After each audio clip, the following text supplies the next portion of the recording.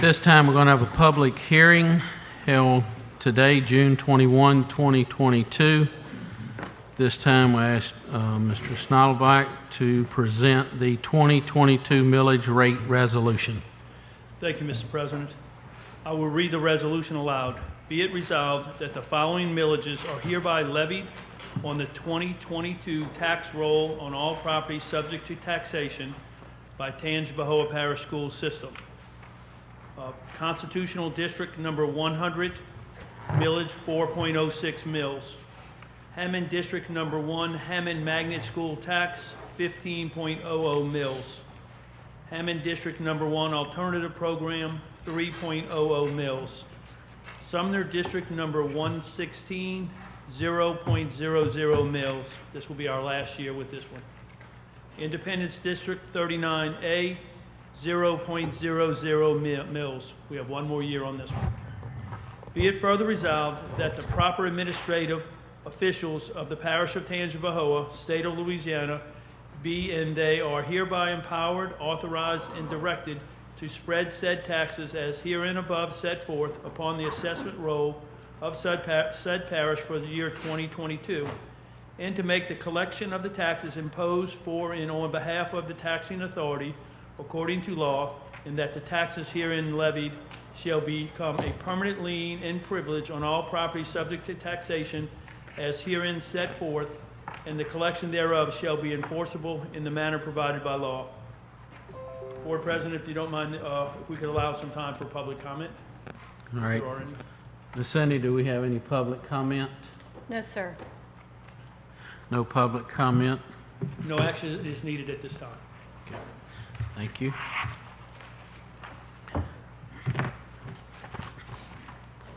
This time, we'll move on to the regular board agenda.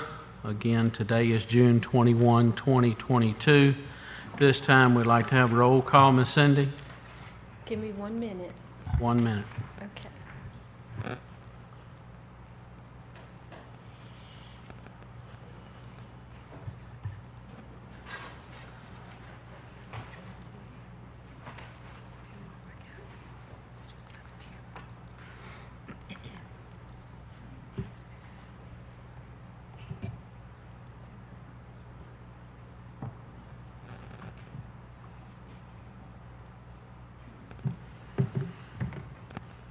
Mr. Richards? Present. Mr. Toller? Here. Ms. Abrams? Here. Mr. Westmoreland? Present. Mr. Duncan? Here. Mr. Bush? Here. Mr. Moore? Here. Ms. Simmons? Here. Ms. Dominguez? Present. This time, we'll have the Pledge of Allegiance. I would ask Mr. Brett Duncan if he will lead us at this time. Join me in the Pledge of Allegiance. I pledge allegiance to the flag of the United States of America and to the republic for which it stands, one nation, under God, indivisible, with liberty and justice for all.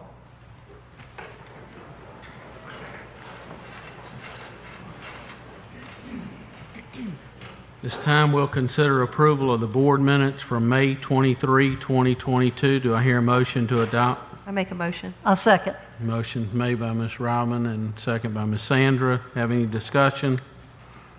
Call for a vote on the minutes. Voting is open.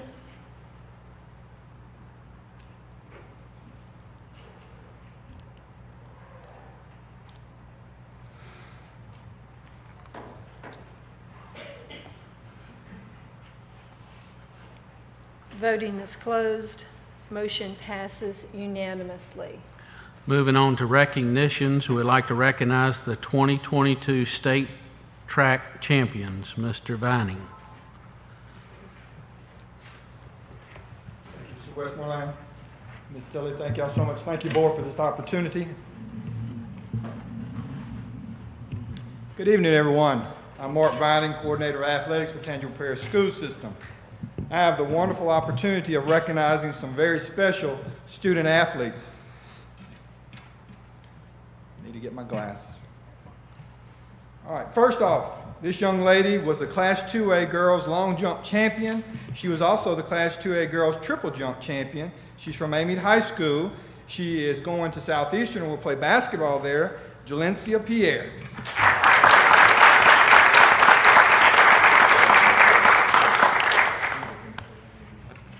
I see Jalencia's mother. Please stand for me. Thank you, Coach. Any other family of Jalencia, please? Also, I see Coach Ron. He's like another father, too. I know that. So, all right, next up, I don't think he was able to make it tonight, and of course, Jalencia was the class of 2022, so she'll be leaving the school system. Next was a freshman, Class 2A boys 200-meter dash champion from Kentwood High School, Jermaine Brown. Jermaine, I don't think was able to make it tonight. Next up, we have 4 young ladies who were recognized. I think 3 of the 4 are here tonight. They are the Class 2A girls 4x100-meter relay champions from Kentwood High School. We have Raven Diamond, who is a senior, and Samaria Robinson, a freshman. Is Samara's family here? Thank y'all for coming. Next, we have Maquela Williams. She was a sophomore. Maquela's family here? So glad to have y'all. Thank y'all. And Tanaya Diamond. Tanaya was also a sophomore. Is Tanaya's family here? Good to have you. Thank y'all so much. Next young lady was the Class 3A girls 100-meter hurdle champion from La Miranda High School, Madison Ackerman. Madison is a sophomore as well.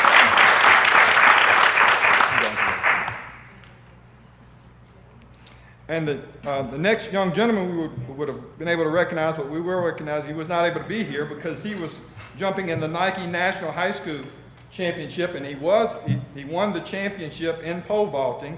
He was also the Class 1 Division I indoor boys pole vault champion, and also he was the Class 5A outdoor champion, and that was Bo Domain. And Bo, I think, got a scholarship, and he will be jumping at LSU.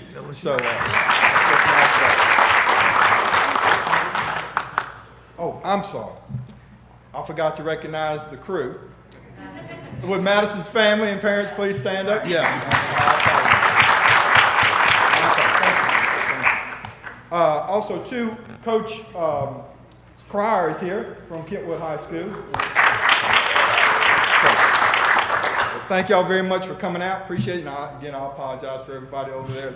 I knew I should have recognized the crew, but I was going to save y'all for last anyway. So, all right. So, if you at this time with coaches, Coach Pierre, would you come up and Coach Cryer come up and take a picture with these athletes as well?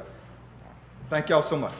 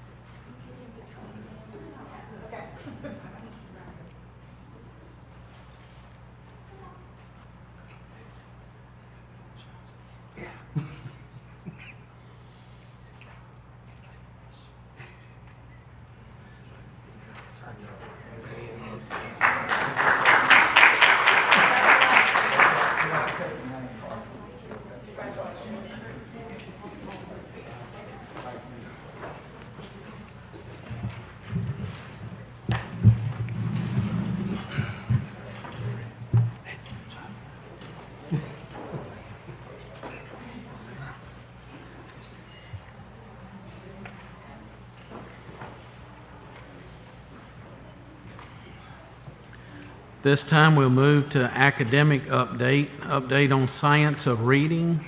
Ms. Bucell. Good evening. I'm going to ask Dr. Linda Baker, she's our district literacy coordinator, to give you all the latest update on our training around the science of reading. Dr. Baker? So to speak of the science of reading, we talk about the knowledge of the science of reading, providing for teachers and administrators the why behind the best practices in teaching reading. It's based on a compendium of research over many years, most recently the last 30 years, and I know some of you have been with it a long time and you have some experience. including brain research that helps us to understand how children learn to read and how we can better instruct children in reading. You may know that literacy for our country has been a struggle. Scores have been flat over the past 2 decades, and recently there have been spikes in scores in certain states based on training that teachers have had in the science of reading, especially K-3 teachers teaching very young children how to read the foundations of reading. So the state of Louisiana passed Act 108. I will read to you briefly parts of 108 that are relevant. It requires early literacy training for K-3 teachers of reading, math, science, and social studies, as well as principals, assistant principals, and in schools that include grades K-3. We are also required to report our completion levels for those certificates. In 2019-20, we had 3 schools in a pilot. The state invited us to participate: Midway, Woodland Park, and Hammond Westside. And we trained over 45 teachers in the science of reading then. Part of the task was to identify providers, course providers, that would be able to provide a course that would be accessible for teachers but rigorous and provide the information necessary. We chose to do AIM Pathways during that time, and that is the course we've continued. AIM Pathways is an asynchronous, 17 asynchronous modules, comes to about 45 hours of learning. There's a pre-knowledge assessments during and a post-knowledge assessment. Teachers are required to have an 80% in order to have postgraduate credit or graduate credit for the course. So they're eligible for graduate credit. We've been very fortunate in that we have been able to also provide teachers who successfully complete the course with a $500 honorarium for taking the course.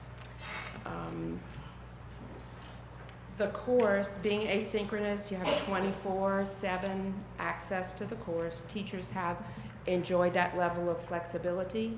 I have taken the course. It is quite rigorous. The knowledge demands and the learning is intense, and it is all very scientifically based. We also have 6 live virtual COPs, which are community of practice meetings that teachers have to attend during that time. Let's see if I have anything else here. We have, at this time, we were early implementers. So we have, as of today, 95 teachers, content leaders, assistant principals, and 1 principal, that would be Mr. Elsey, who have completed the course and are certified. All remaining K-3 principals are currently enrolled in the course, and the K-5 supervisors. We also have 185 teachers who are currently enrolled, which leaves us approximately 183 teachers who will have to complete the course in the fall, the spring, or early summer. The course has to be, and we report the finding, we report the completion rate to the Department of Ed. Can I answer any questions? Any comments? Okay, well, thank you, ma'am. Appreciate it. This time, we'll move on to presentation, school safety update. Ron Jinko. Thank you, Mr. Westmoreland. Good evening, Superintendent Staley, board members. You hope this is a presentation you never have to give, but with the light of things that are going on, we felt it was something, and I believe Ms. Simmons, you asked for us to do this tonight, so I don't know if you'd like to make a few comments before I get started. I'll do it after. Nope. Yes, ma'am. The absolute priority of the Tangipahoa Parish School System is the safety of its students, employees, faculty, and staff. There are a few things that must be done as we start dealing with these types of issues. The first thing is we have to take away the threat. Okay, and simply what that means is that we need help from all factors. We need help from the community. We need help from our parents. We need help from our teachers, students, etc. Very simply, that the pre-attack indicators, when they happen, we have to take them seriously and we have to investigate them to the fullest. Students, parents, communities, if you hear something, say something. There's nothing too small or too that you think is insignificant for you not to report. So we're asking, as you hear things, please report them. We have been very successful using the P3 app, which is a way to anonymously report issues that are going on in the community, at the school, etc. If you don't have the P3 app, contact Crime Stoppers. If you still have an issue with that, contact someone at the school, the principal, assistant principal. Email us at the central office that there are issues going on, again, whether it's in the community, whether these are these indicators that you're seeing, hearing, etc. We need to know. One of the next areas that we need to hit is controlled access to the campus. Simply put, we have to have one way in and one way out of our buildings. Clearly mark where the main entrance is. One point of entry, one point of exit. Employees, teachers, custodians, if there is a door, entry, exit door to the building in your hall, in your area, we're going to ask everybody to check that as many times of the day as you're walking around. Make sure that it is closed and it is locked. Make sure that there are no pebbles or rocks or anything there that's trying to prop it open. And if you, again, see anything strange on campus, we need to know. The individuals on campus need to know. Routines associated with various codes, whether they're fire drills, whether they are lockdowns, whether they're shelter in place. We need to make sure that we practice those as much as we can on campuses. We're going to require, again this year, that all of our classroom doors be locked while instruction is going on. As we visit from the central office and the district office, there will be procedures in place. We'll have to wear our badges to make sure we can gain entry into the classrooms and into the buildings and so forth. We want to have a standard vocabulary related to these types of events, to where if a child moves from the north end to the south end or vice versa, or as teachers transfer, the vocabulary, whether it is hold, secure, lockdown, evacuate, shelter, all those mean the same thing to all students at all schools that we have. We live in an age of technology, and this is going to be something that we feel is going to be very proactive for us. We are working with our technology department to where our SROs are stationed, that they have camera access to all of the schools in their region. So if I am a SRO at Amite High, I will be able to view the cameras at Amite High, Amite Westside, Amite Elementary, and Roseland Montessori. So he or she, as they're walking around campus, they can not only secure their campus, but they can see what's going on the other campuses through the cameras. Again, we've mentioned the P3 app. We feel that that is a very important factor here to keep our schools safe. We're working on something. Before the pandemic, we worked with a company on the Rave Button app. Okay, this is a smartphone app designed to speed emergency response by alerting authorities when there's a medical emergency, fire, active shooter, etc. When activated, the button places a 911 call automatically, notifies first responders, etc., to the type of issue, and exactly pinpoints the location of the campus of where it's going on. The good thing about this app, it is not only for those extreme situations, but it will be set up to where if a child falls at PE or hits their head in the lunchroom or something like that, the app can be pressed and it will notify the school nurse. It will not have to go through all the 911 if it is a minor emergency. So we're very excited about the P3 app.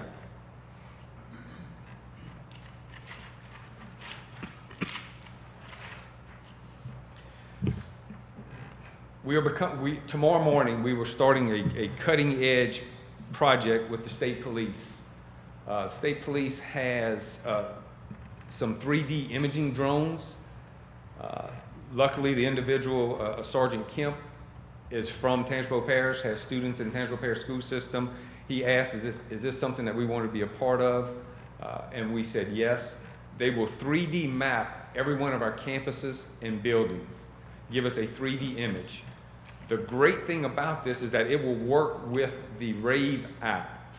So if we have to press the emergency button, not only will the Rave app give us exact location in the emergency, but will give first responders an automatic view of where it is and the 3D image of the building and buildings around it as they make their entrance into the campus.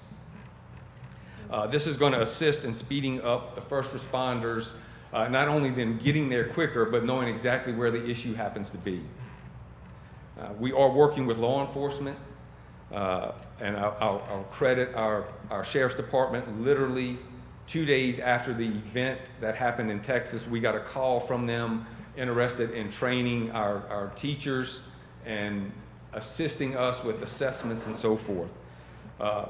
We're also going to encourage law enforcement to visit our campuses. We want them a visible presence, just to stop in and say hello, visit the kids, walk through the halls, etc. We have and will continue to allow law enforcement to train on our campuses during non-school days. That way they become familiar with the hallways, the different buildings and so forth, if they happen to need to enter. And Ron, I hate to interrupt you here, but let's go a little further with that. Let's open up a classroom for these law enforcement officers to come have meetings or trainings or lunch or get-togethers. We get to that, sir. If I interrupt you, I'm sorry. No, sir, that's but, all right. Yeah, or put a building out there for them. Let them live there during 365 days a year, but go ahead, I'm sorry. No, sir. No, sir. And those are all things that are important for our law enforcement community to become a part of our school system, to assist us in that. But we're coming to that.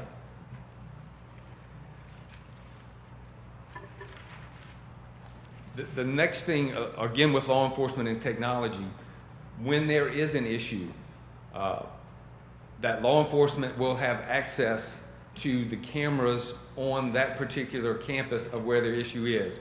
Give you an example, the issue we had at Hammond Eastside earlier around November, law enforcement had to get on the campus, clear the office, and then started looking through cameras.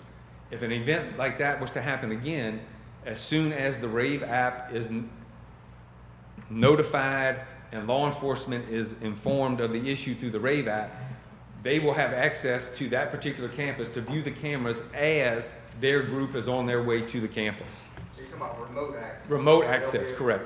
They will have, I'm sorry, remote access by the tactical unit of the Sheriff's Department. We are having 3 days of training with the Sheriff's Department in August. We're going to divide our parish into 3 areas.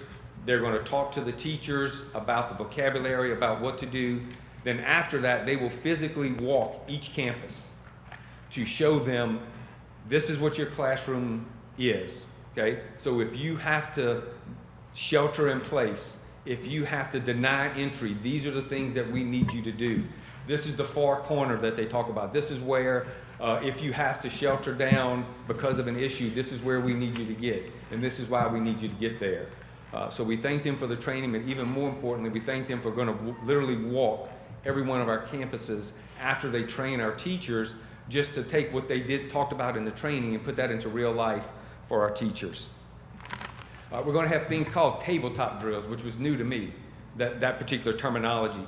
This is going to be where we have faculty meetings where they will sit with the law enforcement individuals, whether it is Mr. Dawson Prime's crew, etc., and they will have scenarios.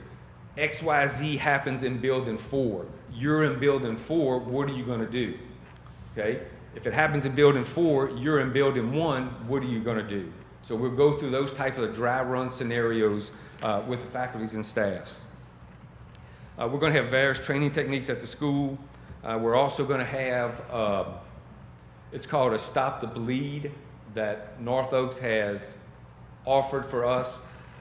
Whether there is an incident, whether there is an accident at PE, we'll have our individuals that will be prepared just to do some basic first aid for our students until help can get there to take care of them. I know I've gone through a lot, and I'll entertain any questions.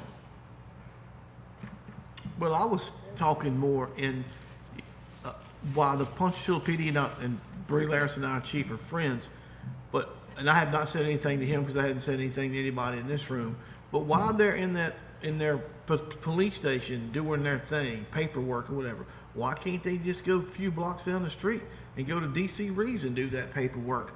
Park in our parking lot, on our campus, and, invite them over there, or even find an empty classroom for them to walk in and, it's a conference call for 3 hours and have the people there. We plan to invite, whether it is local PD, sheriff's department, for them to FBI, spend CIA, as much time as ATF. they can. We will even treat them to a delicious breakfast and Yes, lunch. state If we police, have to, for anybody. them to spend some time there, walk in the halls and be a visible presence. Yeah, and I'm not even thinking about walking the halls, but just being on our campus, just in case, I think that's a good idea to invite them over.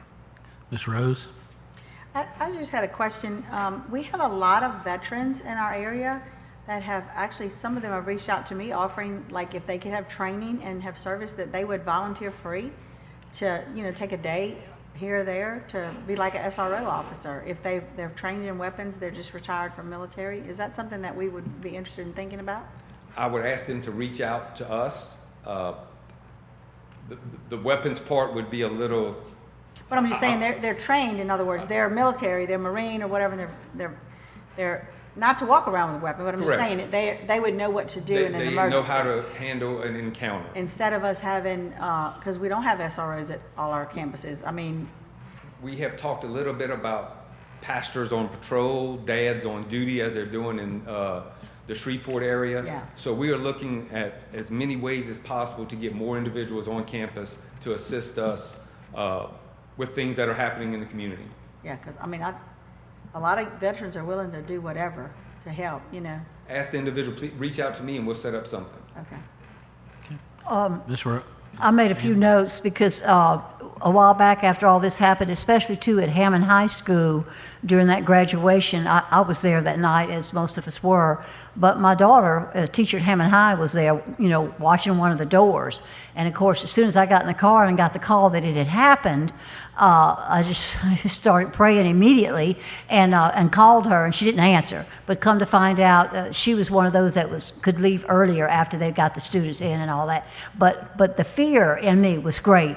And every day anyway, during my prayer time every morning, I pray for all of our kids and our teachers and our schools for their safety, for God's watching over them. But of course, He expects us to do our part, and I deeply appreciate you putting this on the agenda and really appreciate all of the things you're going to do to help secure our kids. But, and also, I just made some notes here, especially after that happened there and then in Texas, I just feel such a great urgency that we get real serious with these measures, and that it not just be on paper, but that we actually go through with it, because there's a lot at stake here. And no matter what it costs, because somebody said the other day, a constituent, Sandra, don't come up and tell us that y'all don't have the money, because that should not be an issue when you're protecting kids and teachers at the school and people that work there, because you're dealing with precious lives. So money shouldn't be an issue, and I see that we're going to go forth and do a lot of good things to help. Also, graduation. So I hopefully we're going to secure our graduations more securely.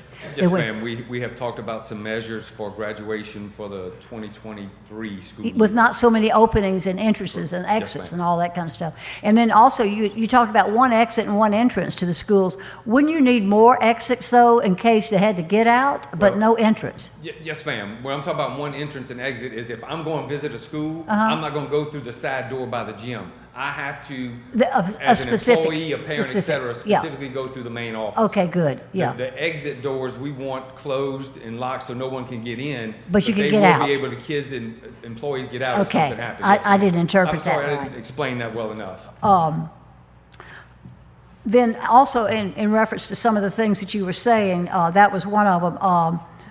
Also, I hope we're going to publish this. Of course, I know it'll be on the site, but maybe in the paper or something, publish what we're going to do to protect the kids for the fall. We can, yes, We ma'am. are? Yeah, I mean- we can, as we get a little closer in July, we can actually put out a list of all the safety measures that we're taking. Yeah, and not a lot of verbiage with a lot of paragraphs, but a list. We're going to do 1, 2, 3, 4, so people can see it clearly and they'll feel better about school this We fall. want to emphasize the P3 app. That way, when people in the community hear something, they say something. Yeah. And that is a big part of preventing these That's things. right, but that needs to be in our newspapers. Now, also too, I talked to Mr. Schnattelbach. What about, did you talk about somebody that's going to come to each campus and look at it, or did you say that and I missed it? There was an assessment done by the state police in 2018. No, now we need it. Okay. We're working on filling one of our positions, a project manager position in our construction department. One of the tasks that this individual will do when he gets on is to look at what we need to do to secure our buildings and our campuses, mainly fencing and access points and things like that.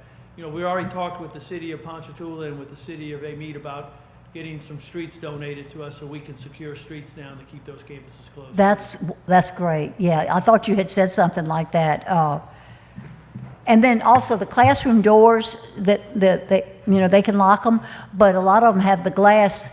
Do they have a shade that they could pull down Correct. if a shooter came? Part of the drill would be is when I have to secure in place that I'm turning off lights, I'm covering my window, my door's already going to be locked, and then I'm going to deny entry, so I'm going to put as much in front of the door as I can, and then I get to my safe Well, we corner. do need to make sure each door has a shade, though, that they can pull down all that Correct. glass. Yes, ma'am. Yeah, Yes, some ma'am. of them don't. Those are all things that we have identified, and we've already started sending that information to our school level principals. Oh, that's wonderful. Thank you so much. Yes, ma'am. I got two more things. Randy? Ron. Yes, sir. I'm sorry. We got to send out an email every day to everybody on our campuses saying, today might be the day someone tries to kill our kids. So we got to word it differently. Every day we go to work now, we got to think today's the day the madman's going to come to our campus and shoot our children. That's the mindset you got to have. And I'm sorry, that's just where we are. And we need to hire two other people. We need to hire 2 people that go around to every school every week and check and make sure that these outside doors are locked, our campuses are secure, and if they're not, they need to write up a report and give it to Ms. Stilley and say, I was at Tucker today, I could walk in 3 buildings, no one said anything to me, the doors were not locked, they were not secure. And that's the way we have to live now. And I'm sorry, we need somebody up north to do Sumner and Kentwood and go on that campus with a big orange vest like an undercover boss. Walk on there, check every window, every door, go to Chesbro. Every window, every door, go to Kentwood High. Every window, every door. And the teachers will finally get to the point to where I can't go outside. And I'm not saying the teacher Texas was smoking or on the phone or whatever, but you hear all those reports that the door didn't shut and didn't lock. And the person showed up 1, 2, 3, 4 minutes later and walked in that door. So we have to get up every day as employees and say, they come in today. I got to keep my door locked, my window shut, and I got to take care of that door where they can't get in. And I think we ought to do that somehow in a message every day, every morning, when they pull up their school email, there it is. Today could be the day. And we can word it better, where they won't be frightened that we're going to get murdered today. And please, for the love of God, don't let Miss Jones, the 8th grade math teacher, have a gun locked up in her closet. And we expect her to go open it up and go down there in high heel shoes and a dress and shoot somebody. Our teachers should not be in charge of protecting our campuses or having weapons on our schools. So I don't think we ought to support that idea. But keeping the campuses locked and have somebody to check them every week. And it's a boring job, I got it. But we could save lives. Unfortunately, it's coming. It's going to happen here in Louisiana. We live in a crazy world. So that's just my other 2 things to have. Remind them every day, keep your doors locked. And the second thing, have somebody that goes around and monitors our schools and keeps people out. And shut that road by pairing the kindergarten school, close that road by Tucker. And there's one more, I think. Amite Amite High High. School. And where? Amite High. Amite High School. And shut those roads down and lock those gates and don't let anybody ride around in there. And one of the things that we've talked about too is as district staff, as when we go out to the schools, there's a big group of supervisors, coordinators Mr. Jenko, Dr. Purcell, Mr. Schnottelbach, and myself, when we go beginning in August, we need to not go through the front office. We need to see if we can gain access to the hallways of the building from the side doors, back doors. Great idea. Every And time go you in and visit say, me. hey, I just came into your school from the cafeteria back door, or the side of the fourth grade hall, or whatever. And, that we need to be looking for those entryways as well. I think we can help in that way. Yeah, Ms. Rose? Well, in a sense of fencing, so many of our campuses are old, and there is not fences. Like at Punch Hill High School, there's a fence around the campus, and we actually went beside the sidewalks on either side and put fencing so that they could not go anywhere but front door. There's a big hurricane fence. But that's not how it is on campus. It's like at Champ Cooper. You could walk in and go in any area. Even if you didn't go in a classroom hall, you could still go around the building and go in the back into the patio area or whatever. That's how a lot of our campuses are. So it's a mindset too that we've got to start looking, like you said, somebody go look at this and say, how are you kids walking to lunch? Are they in the wide open when they go to lunch? Yes. Are they going through the hallway? No, they're going in the wide open. Things like that. The fencing is not everywhere. Even if it is there, it's not a protective fencing.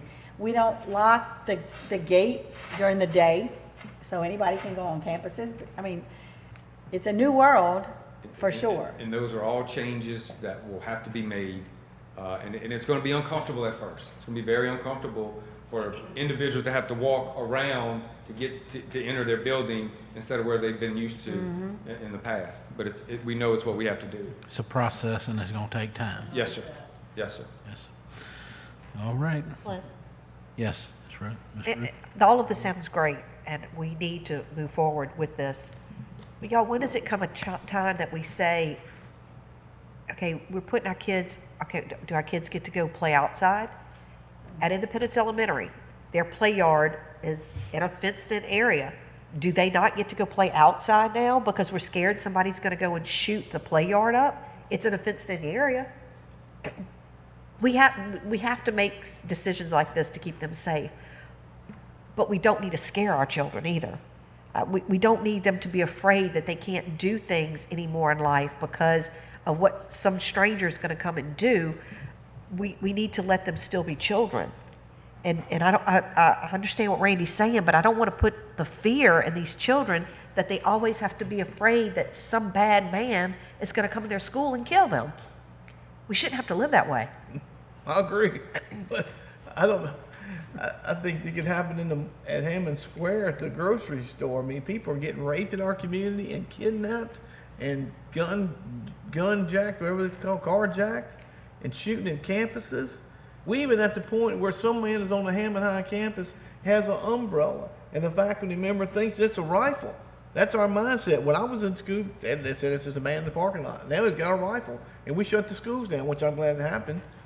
But I don't know. We need to keep our campuses safe. I agree 100%, and we need to implement all of these things, but we need to let our children be children as well. All right, well, thank you, everyone. Thank you, Mr. Jinko, for that update. Moving on to committee reports, Capital Outlay Committee of the Whole for June 7, 2022, a motion to accept. So move. Motion by Mr. Tom, second by Ms. Janice. Any discussion? Call for a vote. Voting is open.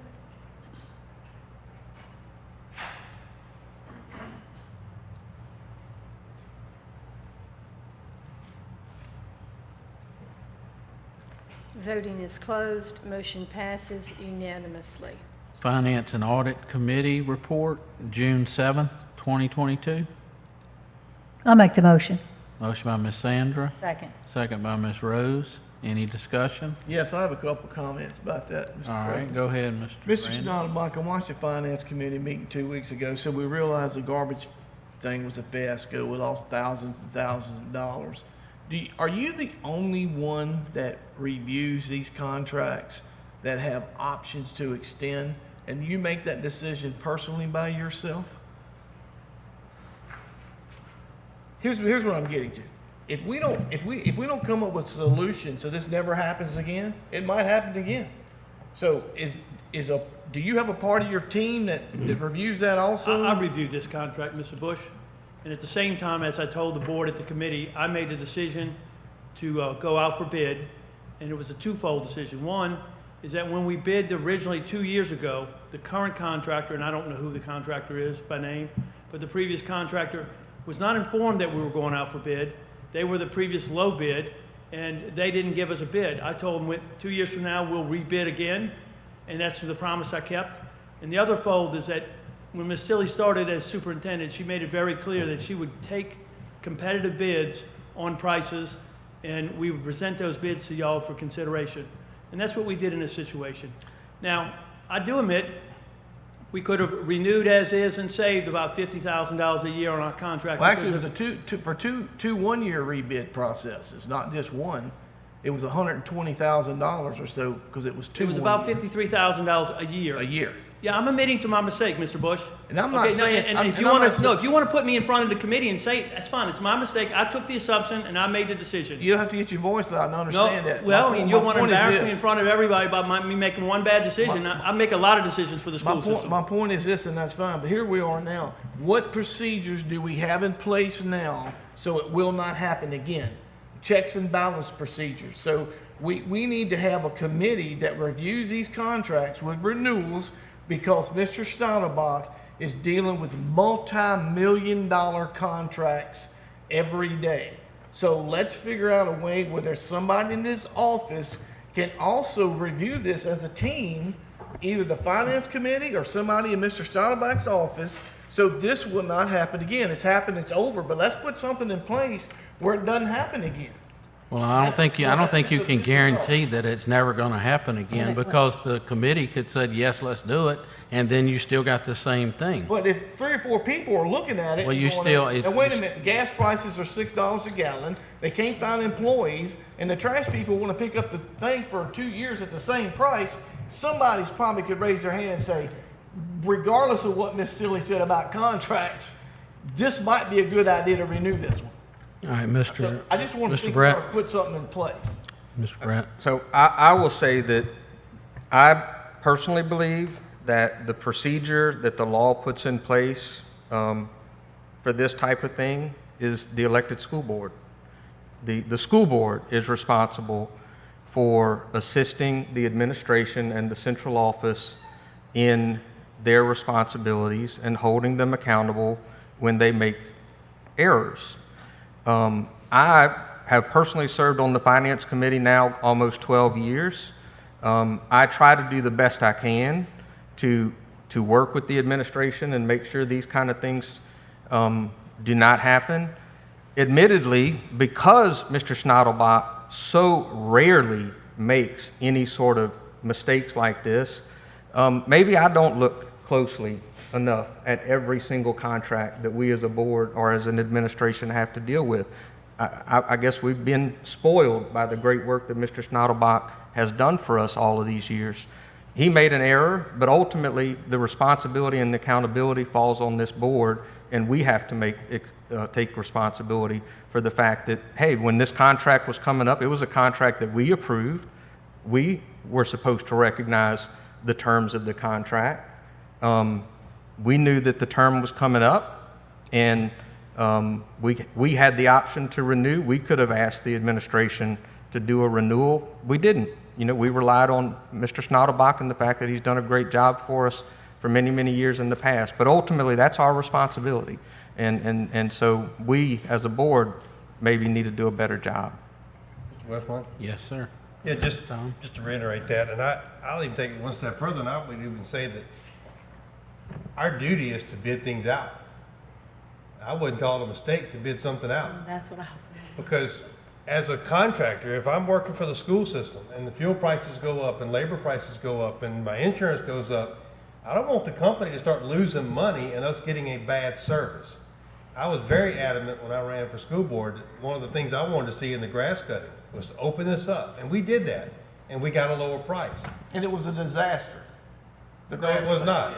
We saved money. The guy quit. about half the Hold job. on, Mr. Bush, let Mr. Tom finish, and then I'll You are give you the correct. floor back. You are correct. Some of the ones that we hired were a disaster. You know what we did? We replaced them. What's the second? So, keep in mind that not every decision is gonna pan out exactly like you want it to. What if this situation would have yielded a lower price? Would you still be here today trying to embarrass Mr. Snodderbock because he saved us money? My point is, it's not a mistake as a public body Right. to bid work out. Because I don't want local companies to go under trying to uphold a contract that they can't financially do because fuel prices have gone up. I want them to make money while giving us a good service. Well, of course, we disagree, Tom, that's cool. But here's where we're at now. It was a renewal. I understand Look at that. the guy. And there's some terms in there, if you read the contract, where they could have canceled because of fuel surcharges and things. So- And rolled it over the price increase. The only point I'm saying is what Mr. Duncan said, which is a good point. When should we, as a board, help Mr. Schnatterbeck? Like I said, and first of all, this embarrassing word that you guys are using is completely false. I did many interviews. If I was building a team and I was picking a team, I wouldn't pick Miss Silly first. I'd pick Mr. Schnatterbeck first, and he knows that. So the point I'm making is I don't want to see this happening again. So I talked to Mr. Duncan about the contract. I talked to Rose about the contract weeks ago when I first heard about it. So should we put something in place to where it pops up on our email? There's a bid coming up. Should the CFO send us that? And should we get notified? Because there's a lot of bids that come up all the time. So how are we notified of that other than, just researching it from memory?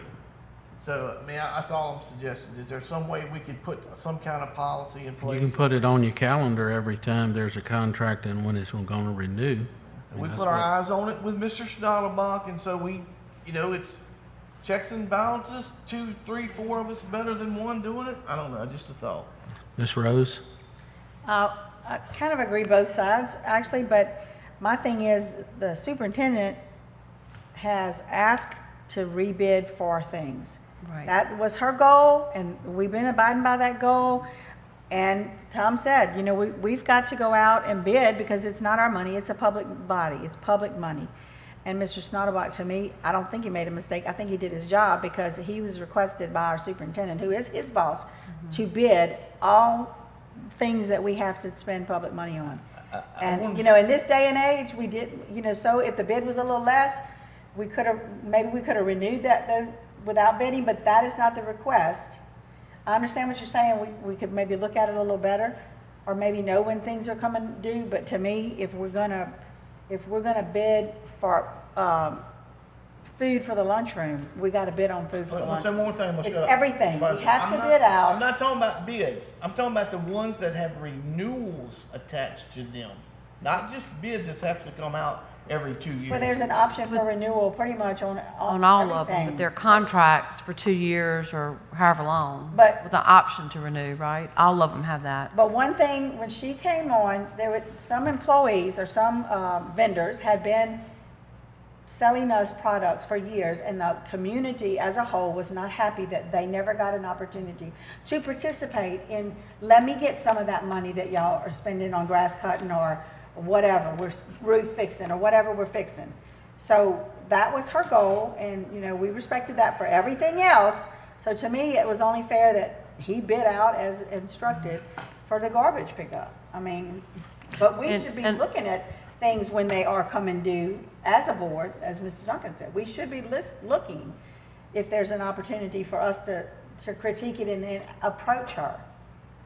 But to me, I don't think you made a mistake. I think you did your job Yes. according to the superintendent. Yep. No, Mr. Bush does have a point in the fact that there are a lot of times when we have contracts in front of us that we have to decide as administrators whether we want to renew the contract or whether we want to bid the contract. In most cases, we do, if the renewal option is, because it's a renewal of a competitive bid, it's not a non-competitive type of bidding, most times we probably would take. But again, it goes back to the fact that Mr. Bush, in this particular situation, I had told the vendor we would do something in 2 years.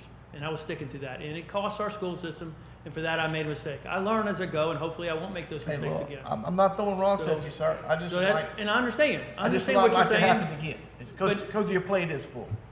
That's correct, and I have been putting my attention on a lot of other things the last few months.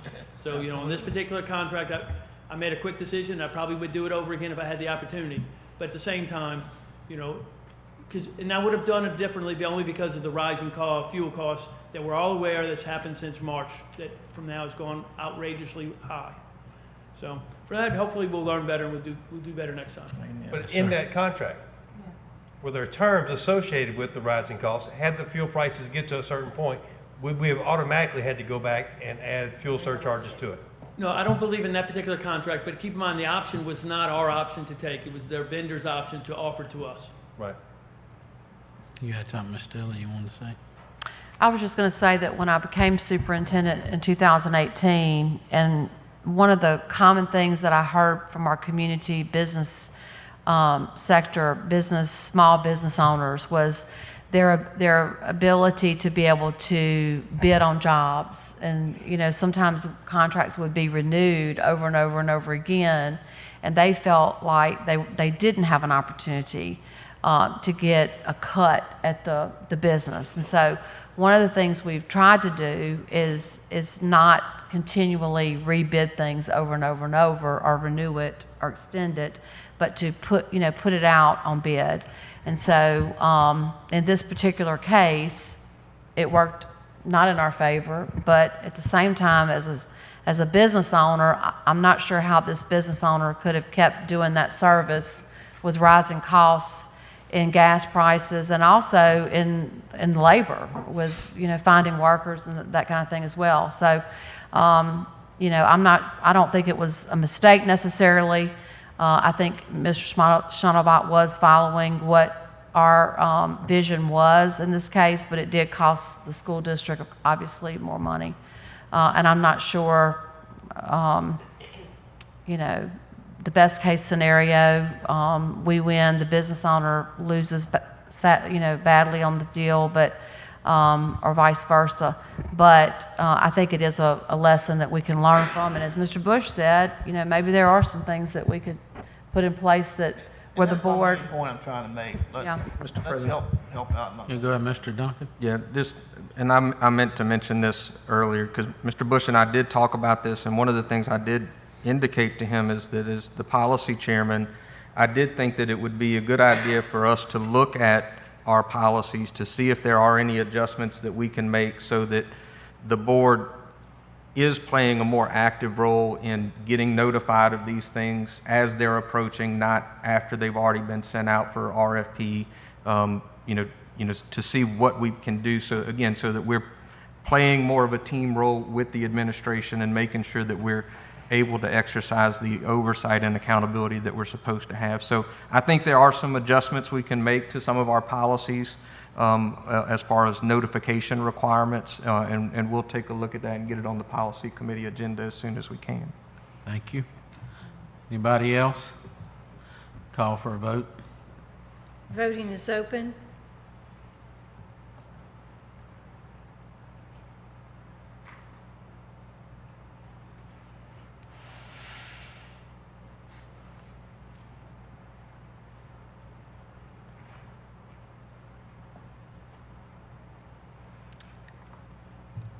Voting is closed. Motion passes unanimously.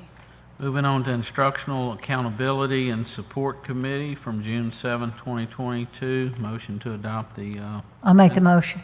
motion by Ms. Sandra, Second. second by Ms. Rose. Any discussion on that? Call for a vote. Voting is open.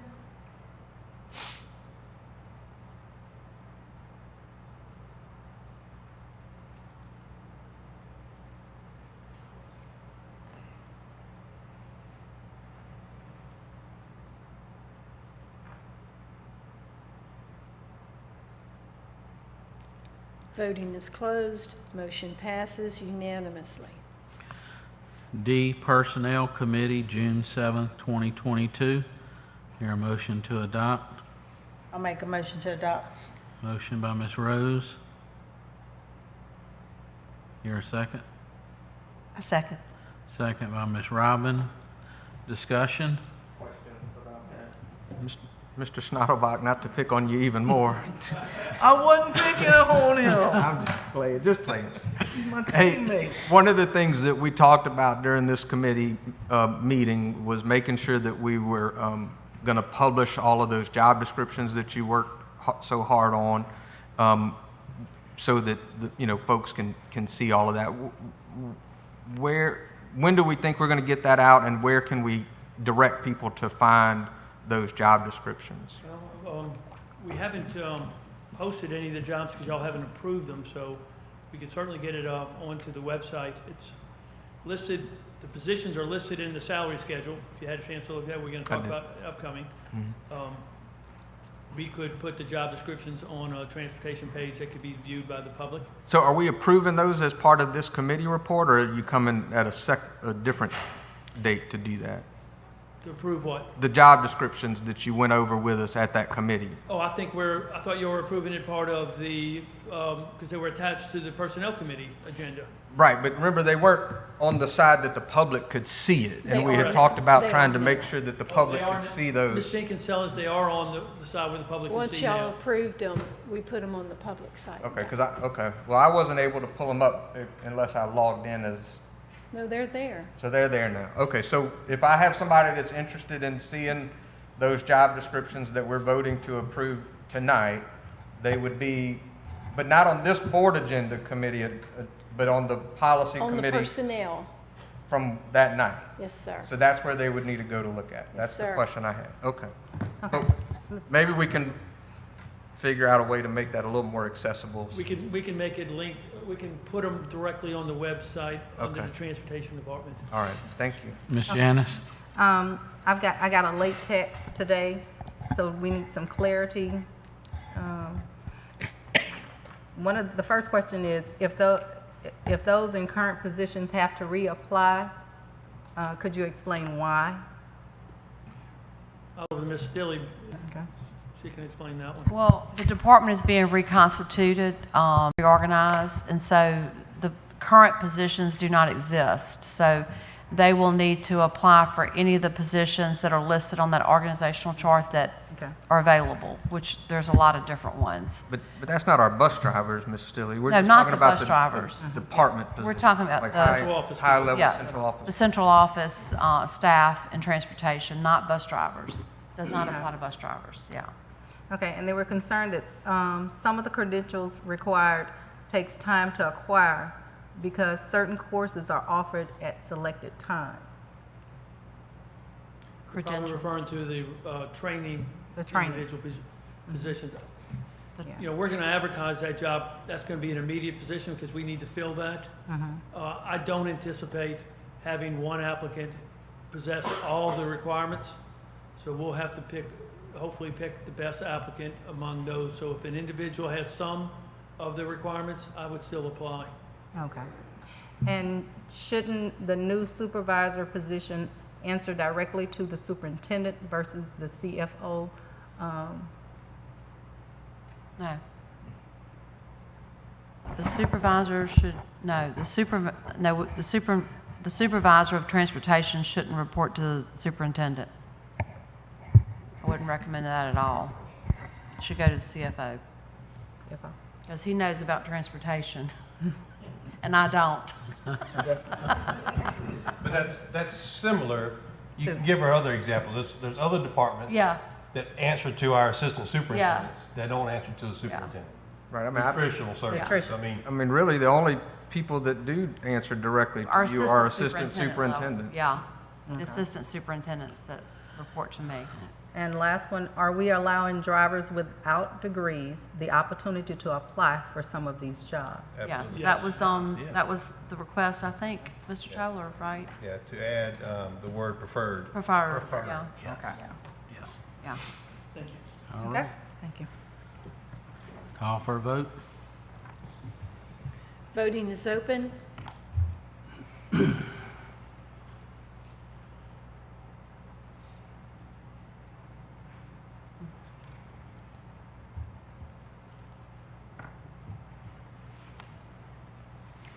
Voting is closed. Motion passes unanimously.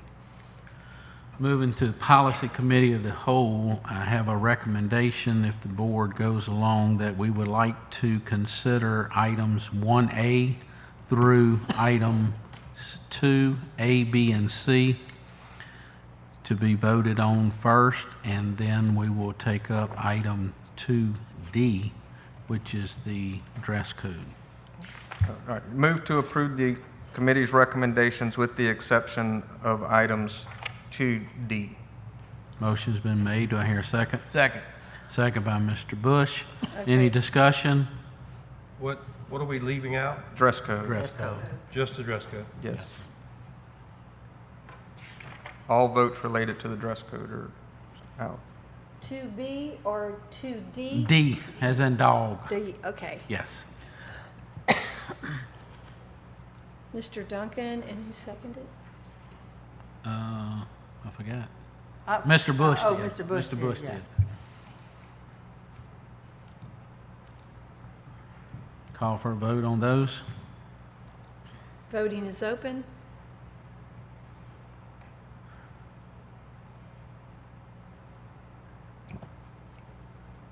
Oh, sorry, I got to get back to that.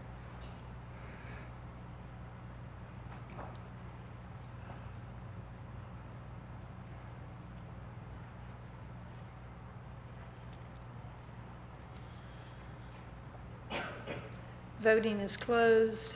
Motion passes unanimously. All right, moving on to item 2D. All right, which Mr. is President. Student dress code. One, I think, typo that we need to correct before we start trying to adjust the committee's recommendations, if I may. There's an amendment that the committee recommended related to facial hair. The way that the report reads it, it's leaving out one word that I think is important. I think the committee's amendment for that one, it's the last one on the report that says motion to insert in number 3, and then the green section, I think it should read that neatly groomed facial hair will be allowed only with a doctor's prescription or recommendation. I'm pretty sure that was the action of the committee, but the way it's typed up here, that word only is not in there. So I don't know how to address that other than if the members of the committee that were at that meeting agree that that word only should be in that word, in that provision. I think that was our action. Yeah, that was, yeah. So if So we- by agreement, we can just add in only on where it says will be allowed only with a doctor's prescription or recommendation. You got that, Ms. Cindy? And again, just to make sure that what's presented to us right now before we start talking about it accurately reflects what the committee did. Now, I know the board is probably about to adjust what the committee did, but I just want to make sure that we're starting from the point of all of us agreeing and knowing on what the committee actually did. All right, I think we've got it inserted, Ms. Hold on. Cindy, correct? Yes. Okay. All right, now, I need a motion to adopt in a second, and then we can talk about amendments. So since I will move to adopt the administration's, the committee's recommendations as to agenda item 2D.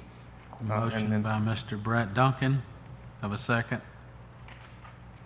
Second. Second by Mr. Bush. I think Ms. Janice has a motion she'd like to make. Yeah, I guess we'll go ahead and let Yep, public the lady go ahead and speak at this time. Ms. Kelly Brandon.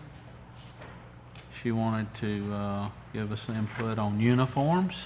Good afternoon. Good afternoon. My name is Kelly, and I come to y'all as a parent because my children have to wear uniforms. Right now, as 2020, it was very hard to find uniforms because of COVID. 2021, it was very hard to find uniforms. Today, I am looking for uniforms. You know what it's hard to find? Uniforms. Why can't we wear normal clothes? I did. Y'all do every day. Gas is going up, groceries is going up, cost of living is going up. People can't afford it. My family has one paycheck coming in. I have 2 children. They're 10 years apart, and it's hard to get a high schooler, well, she'll be in college now, and a elementary kid, school clothes. You have to have summer, winter, all kind of clothes.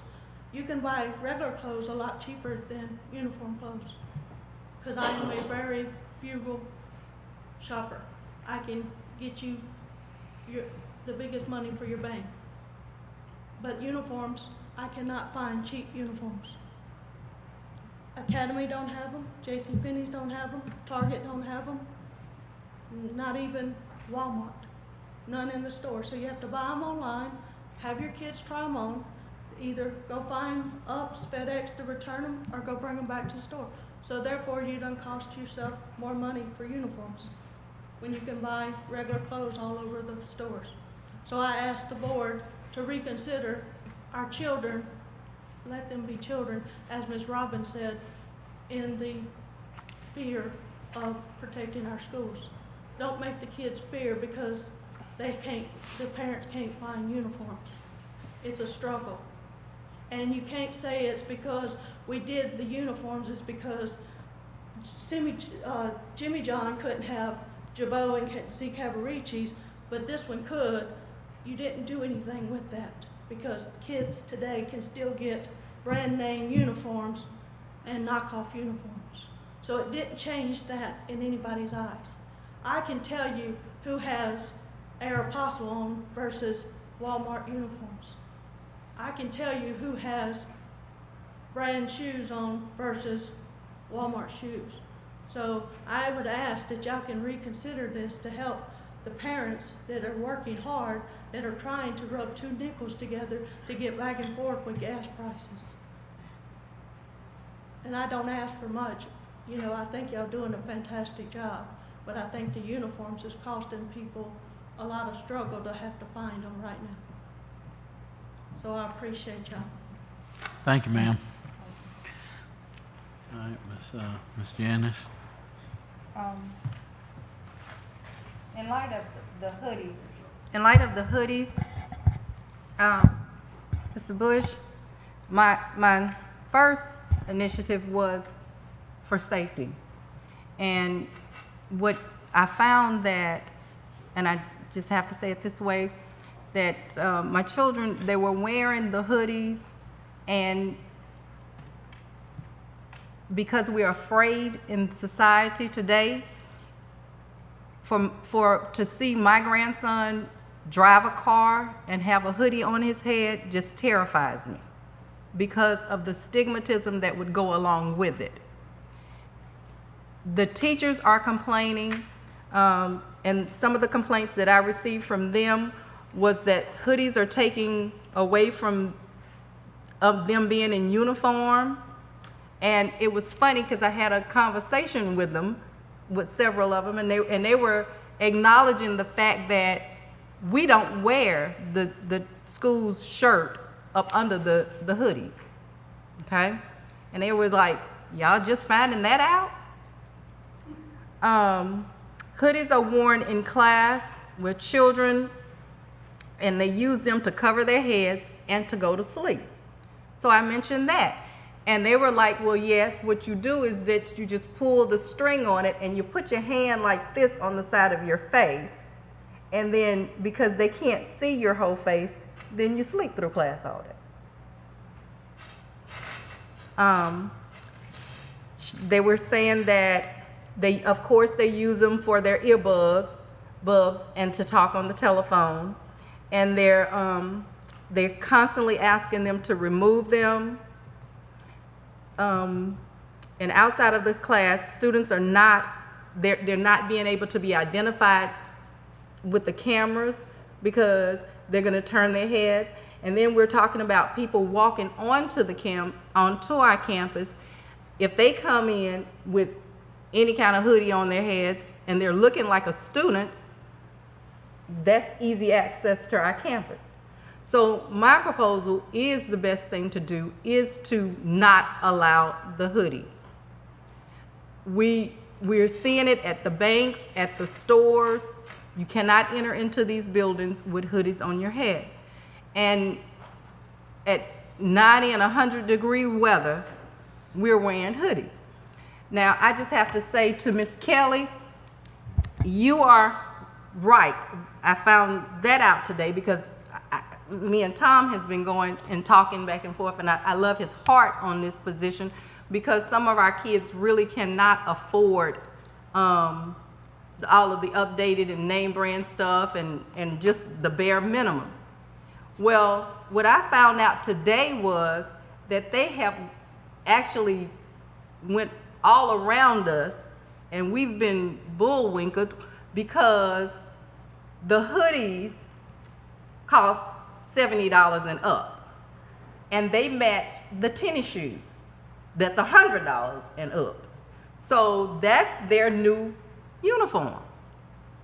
So what we're trying to circumvent, that all children are looking alike and that they are there to learn and to study, we're missing it because now they've created their whole nother uniform. And they were like, y'all just figured that out? So I come to you today and asking that what we will do is jackets, sweatshirts without a hood shall be navy, white, or school-approved colors. And a regulation uniform shirt must be worn under all outerwear. And my little youth committee, I know that they're gonna fuss about it because they thought that they were just helping me out. But we do want our children to go to school for learning, and we don't want other children to feel left out. But my main concern was the safety, and I don't want our children to be stigmatized by hoods on their heads, and we see a gun shooting or something happens just because even with my grandson, I just don't allow him to drive that car with a hood on his head because of the potential of what could happen. So I think for the safety of our children, that we should not have the hoods. So you are asking to amend Yes. the third paragraph of face coverings, which I think is on the third page, to read, light jackets or sweatshirts without a hood shall be navy, white, or school-approved color, period. And then go to the next sentence, a regulation uniform shirt must be worn under all outerwear. Is that your amendment? That's the amendment proposed. Do I hear a second to this amendment? I'll make a second. Second. I would just ask for a friendly adjustment to that, part of that sentence, the prior sentence did clarify, and I think importantly, that we are allowing those light jackets and sweatshirts to be worn inside, unlike Yes. the larger jackets. So if you would entertain a friendly amendment to how that sentence would read, it would say, light jackets or sweatshirts without a hood shall be navy, white, or school-approved colors, comma, may be allowed for indoor wear, but must have a regulation uniform shirt underneath. Would that be acceptable? That's acceptable, because that's what Tom was concerned about, because a lot of the classrooms are cold. Yeah. Okay, so it's going to be one sentence, and it's going to say light jackets or sweatshirts without a hood shall be navy, white, or school-approved color, comma, but must, It may be allowed may for be allowed indoor for wear. indoor wear, but must be a regulation uniform shirt must be worn under all outerwear. Right. Which is kind of how the last sentence. Yes, But- so I'm kind of seeing Miss Cindy This is Okay. why got that. This is why she has those typos that I had to fix. 'Cause I make- Okay, motion to amend the third paragraph under outer garments, face coverings to read, light jackets or sweatshirts without a hood shall be navy, white, or school-approved color and may be allowed for indoor wear, but must have a regulation uniform shirt Worn. Under all worn outer, under all outerwear. outerwear. All right, sounds good. So we have a motion and a second. Is that, on that's that. by Ms. Richards? That's by Ms. Richards, and a second, I believe, by Ms. Sandra. Robin. Or Ms. Robin, okay, I knew it'd come from that side, thank you. Chairman? All right, discussion, Yeah, just real quick. Tom? As you know, I'm opposed to this. I'm not going to grandstand tonight. I'm not going to beat a dead horse because I've said just about everything I need to say during the policy meeting. But I will just say a few quick things. I still believe that when we're getting to the outer garments, I understand as a military person, I understand the benefits of uniforms. I understand there actually can be some cost saving. I know what you're talking about with supply chain issues now. But when we get into the discussion of the outer garments, I believe we're weeding into an area, like I said before, that we, as a board, should not be getting into. And I guess what I'm hearing this, and I guess one of the things that clarifies my thought is, I've been thinking at this from an elementary school level, and Ms. Janice is looking at this from a high school level. There's different things there. Like my wife's telling me, what am I going to do when a fourth grader comes to school cold wearing the wrong color jacket? Am I going to punish the fourth grader? He didn't buy the jacket. The parents bought the jacket. So I guess that's where I think the water for me continues to get muddy when we get in this dress code thing. We're getting into an area where one size doesn't necessarily fit all. Excuse me for a pun, but one size doesn't fit all on this because we have different needs at elementary school versus high schoolers.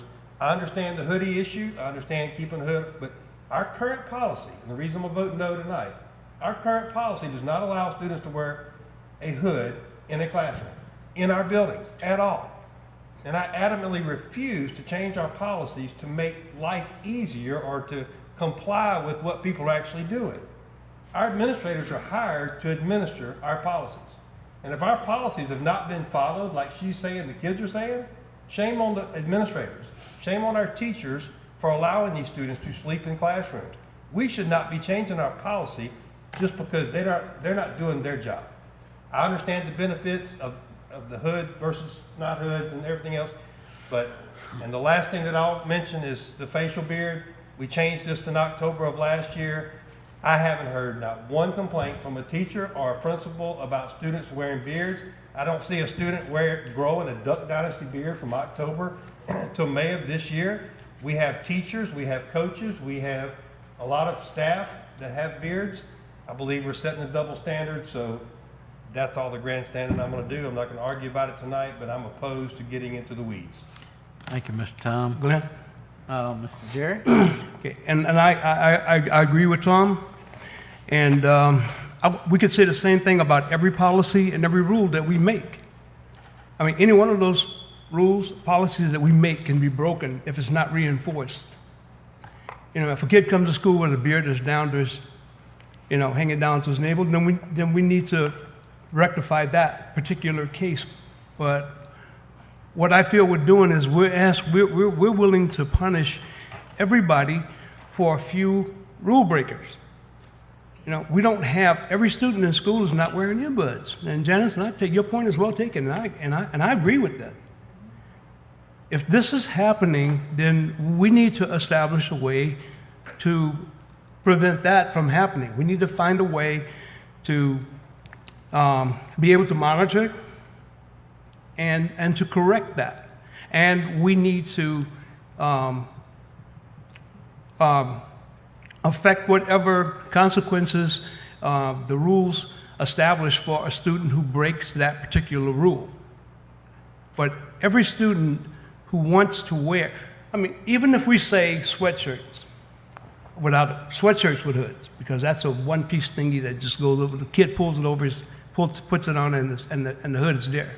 That's the hood.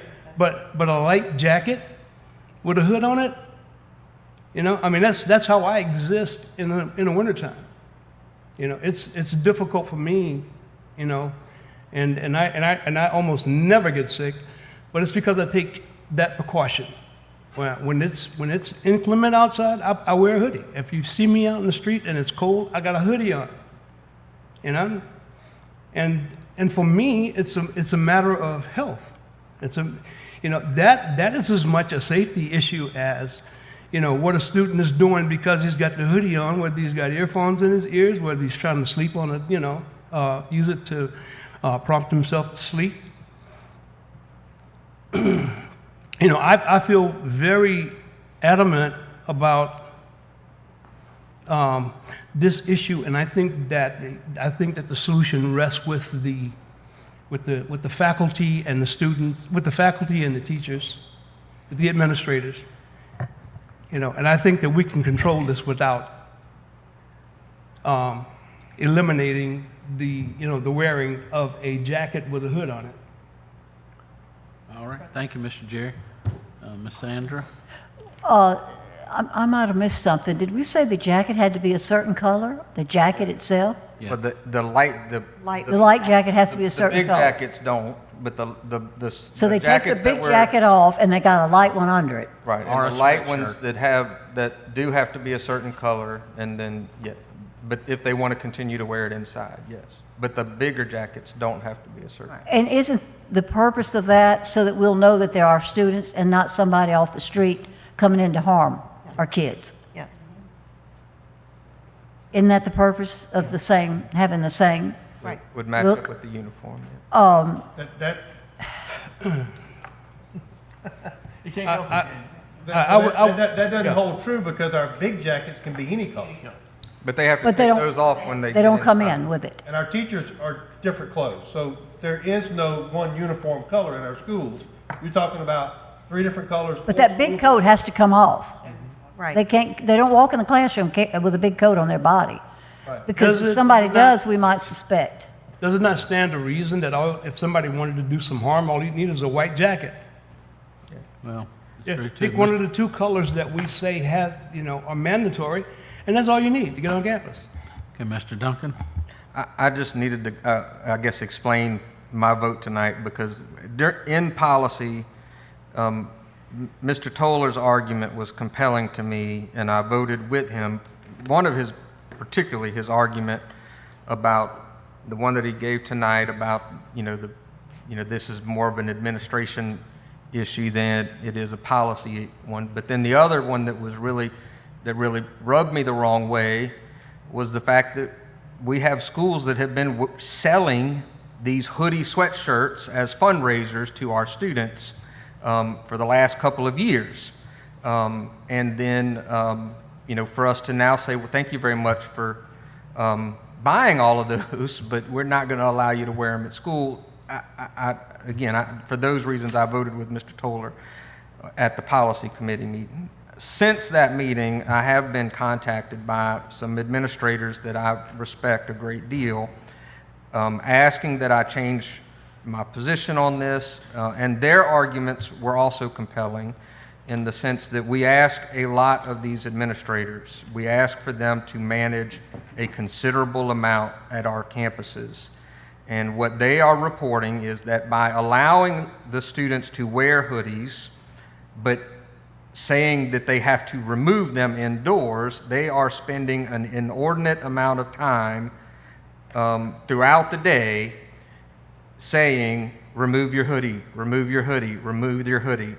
And I personally think that there's a lot better things that those administrators could spend their time doing than constantly having to tell students to remove their hoodies and implementing consequences for their willful disobedience.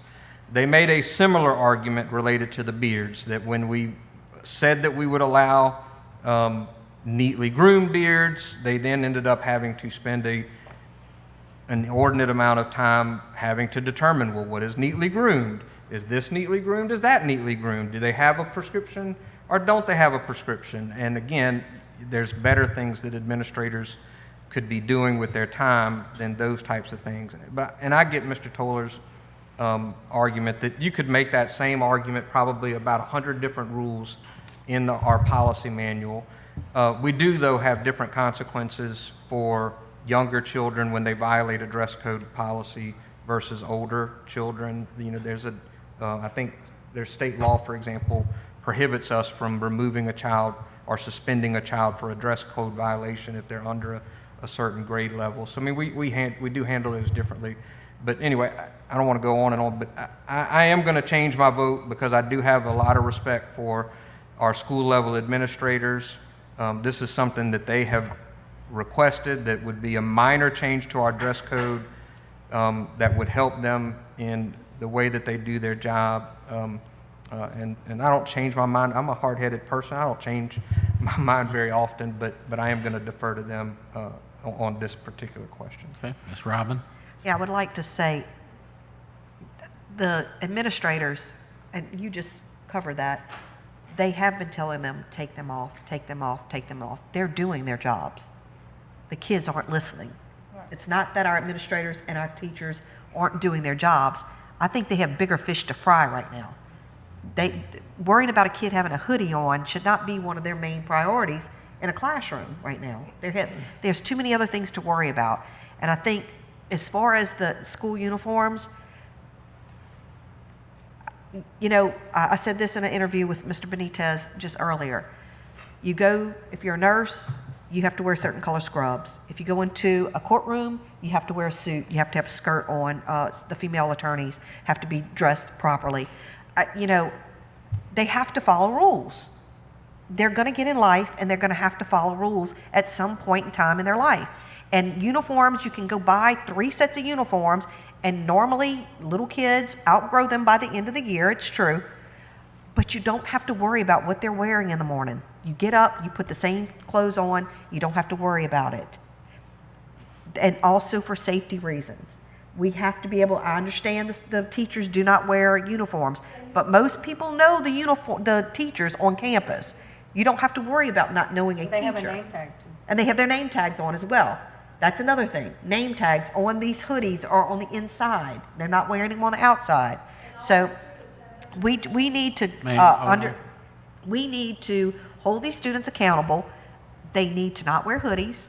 They need to not be sleeping in the classrooms, not listening to AirPods and doing what they're doing underneath these hoodies. And it's a known fact. You can talk to any state police, any police officers. Guns are hidden well in hoodies with the pockets and the hoods on them. That's where they carry their guns because they're oversized, and that's where they're carrying their guns. I think this is a safety issue, and we need to pass this. Mr. Bush? Yes, I got to watch the policy committee. We brought our son to Northern Alabama to an academic military camp, so I was out of pocket for 8 or 9 days. It was a business trip and a personal trip. I taught at Punchville High School during the days when we didn't wear uniforms. And ma'am, let me just say, we need to wear uniforms. What I saw that day in those years till now, it was a lot better. And I'd also be willing to change the beard policy tonight if anyone wants to join me. Tom, I agree, the hoodies and the sweatshirts and the school fundraisers, they just gonna have to sell them this year without hoodies. And Mr. Moore, they can still wear their knit caps and cover up their head and Scarves. Whatever it is to keep them warm, and that's the two. But I think what I'm going to vote against hoodies. I think now the safety of our kids and mine aggravates me to death wearing hoodies today when it's 100 degrees and he's got a hoodie on his head. It's like, what are you doing? I think it's it's a style and it's a crutch to be cool or laid back. So, Mr. Duncan, you are correct. You are stubborn. Ms. Sandra? Just one more thought here. Do we not still have that store in town where you can buy uniforms cheaper, that they're used and people bring them there? Used to be on St. Vincent de Paul. St. Vincent yeah, de is it Paul. still there? They are, but I did read online today that they're not taking any more requests as of now because they've had so many requests for you. But can you go in there and buy a used uniform? Not No? right now because they're all sold out. They're sold out, okay. And there's no other place? There's a lot of places, it's just, Yeah. Where? Goodwill. They don't have them either? Oh, okay, I didn't realize that. What people would do. Sometimes they go online though and they'll say they'll ask. But the other thing too is the last semester when I visited schools in spring, it was not cold. I mean, I walked in 3 different classrooms on a campus, and in every one of them there was at least 1 to 3 kids with a hood on, and one of them was already asleep, and they all hadn't gotten in the classroom yet, and he was already out, and I had to say something. And so I mentioned it to the teacher. She said, so-and-so, wake up now before we get started. So Yes, I hadn't even thought about sleeping under it. But and then, of course, the last carjacking we had in Robert, I believe, was a hoodie with a gun under it. So it's not good.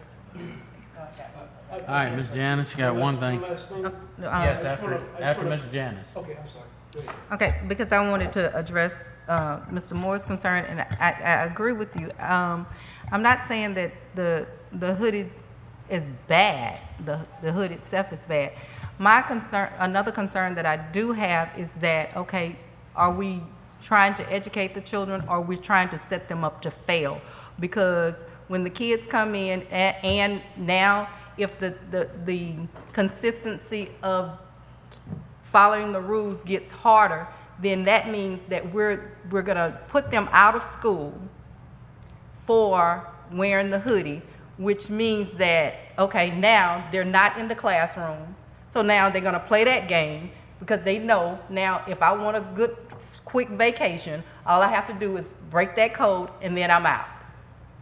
No, you come into school and you're gonna dress in your uniform and you're gonna learn. And that's what we're here to teach our children, that there is a time and a place for everything. Thank you, Ms. Janice. Mr. Jerry? I'm good.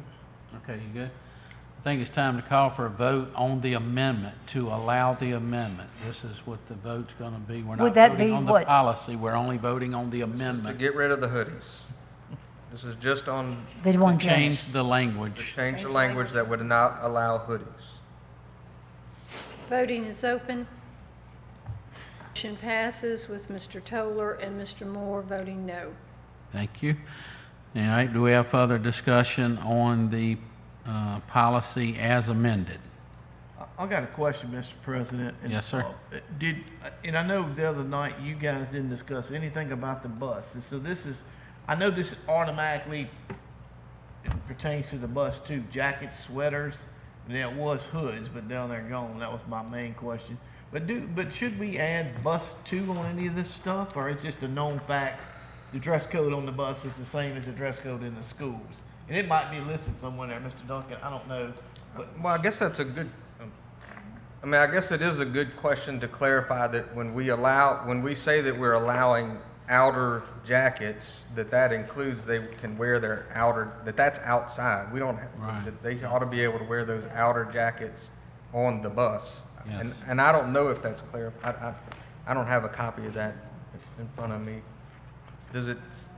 They're standing outside technically before they get on the I bus. think it does say something about Well, it wouldn't be considered indoor wear. in-campus if- buildings or indoors. Yes. It's cold on the bus, so they're Yeah, Jackets, sweatshirts will be worn on the bus. But the outer garments that would, and the hood, because we allow hats to be worn outside, but they have to be removed when they come inside.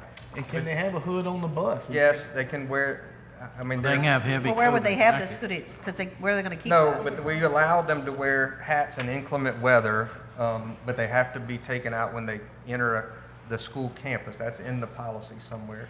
You know, in addition to that, I think that we need to define what a light jacket, what a light jacket is. I mean, because they're different. I mean, there's 2-pounder. there's a jacket that pretty much is like a sweatshirt, and then there's a jacket that has a fur lining in it. But that would be outerwear though, and that's on a And different this, sentence. but we don't, you know, maybe not in an observer's mind. You know, a jacket may be considered just a jacket. So I think we need to define what a jacket means. A light jacket and a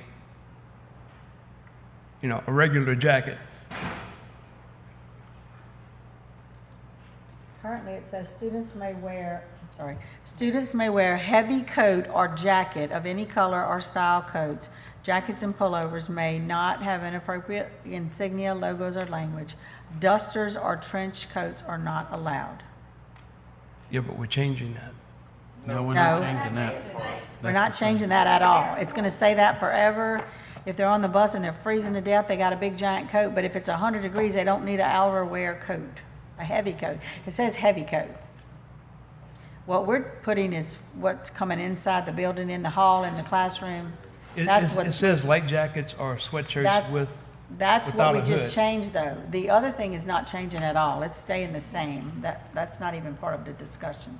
But where is it in here that where when and under, because I know those heavy coats have to be taken off when they come inside, but where do we have that, and where do we define? It says outer garments, and then it says face coverings, and there's a talk about the face covering, and Well, it's not on there. then the Not next the bus. thing is students may wear heavy coats or jackets of any color or any style. That's the next thing under outer garments. Right, but the expectation is that they have to take those heavy jackets and coats off when they go inside, but where does it say that? And where does it say, like Mr. Bush is saying, buses are considered Well, then we need to outdoor? make a motion to amend this and add what you just said, Okay. that heavy coats must come off when students come inside. They may Or wear that them they on the may bus. They be worn in the outside courtyard, and yeah. on the bus, All right, but must okay. be taken off inside. So, Mr. Bush makes the motion. No, you can make, you can Okay, make. I'll make it that under the section, move to amend, that under the section entitled Outer Garments, the second sentence would be amended to read that students may wear heavy coats or jackets of any color or style coats, jackets, and pullover.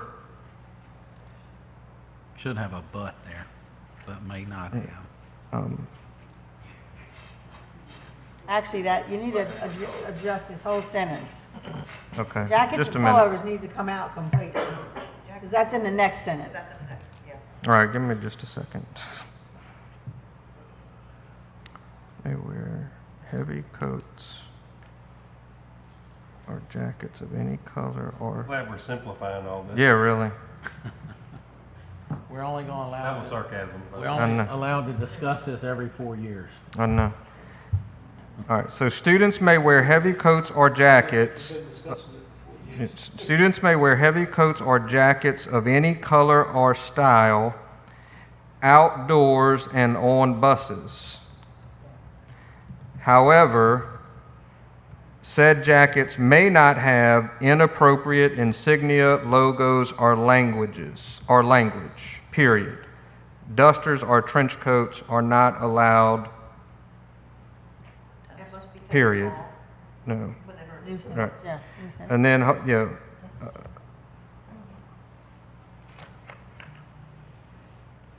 Right. Well, I mean, it just, okay. And then, yeah, we can add a sentence that says, heavy coats and jackets must be removed upon entering a school building. Does that sound right?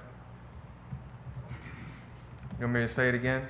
Yeah, say it again so she can, Okay. she's typing, yeah. Bet you can't do it. I bet you can. Students may wear heavy coats or jackets of any color or style outdoors and on school buses, comma, or semicolon, English people, I don't know. However,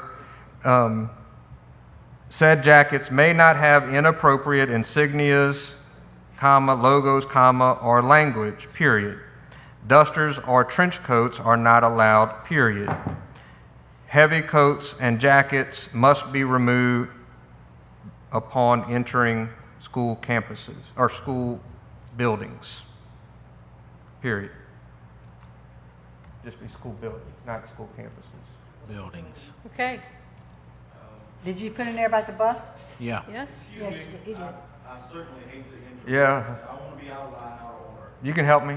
If possible, can we just say something about hoods not accepted on the buses with the heavy outerwear? The reason being is most bus drivers don't allow students to wear hoods because of discipline issues. So This may be something to consider. I think I got a next section on that. Can you let me come back to that? Sure. Okay, but the hoods and caps, I got another section on that. Okay, but I'll talk about it. But on this one, did we write this up? I have, students may wear heavy coats or jackets of any color or style outdoors and on school buses. However, said jackets, coats may not have inappropriate insignia, logos, or language. Dusters or trench coats are not allowed. Heavy coats, jackets must be removed upon entering a school building. All right. Is that good? I think that's my motion. That is. Well, you could, I'm And sorry. who seconded it? I'll second. You could go back and Second by just Ms. Robin. insert that they can wear it on the bus, but the hood has to come off, and it'd be one sentence. Well, no, there's a different hood section and our hat. Oh, the hat section, yeah, That's a right. different, Okay. but I'm gonna find that in just a second. But if we can do this one, we'll come back to the hat. So a motion's been made and seconded. Do we have any discussion on that? So we ready to vote on that amendment? Call the question. So that's what you just read. Voting is open.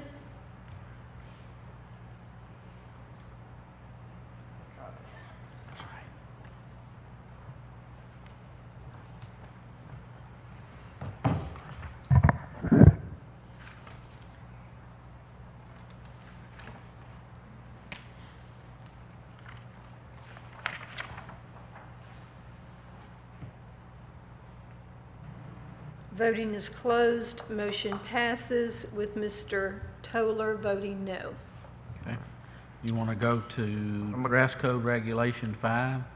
Yes. Where you at? Okay. So we already have a provision that talks about dress code regulation 5 that says, "No hats, comma, caps, or other headwear shall be worn on school campuses on regular school days, except when a medical condition or religious belief so warrants. However, this provision shall not apply to necessary headgear outdoors in inclement weather."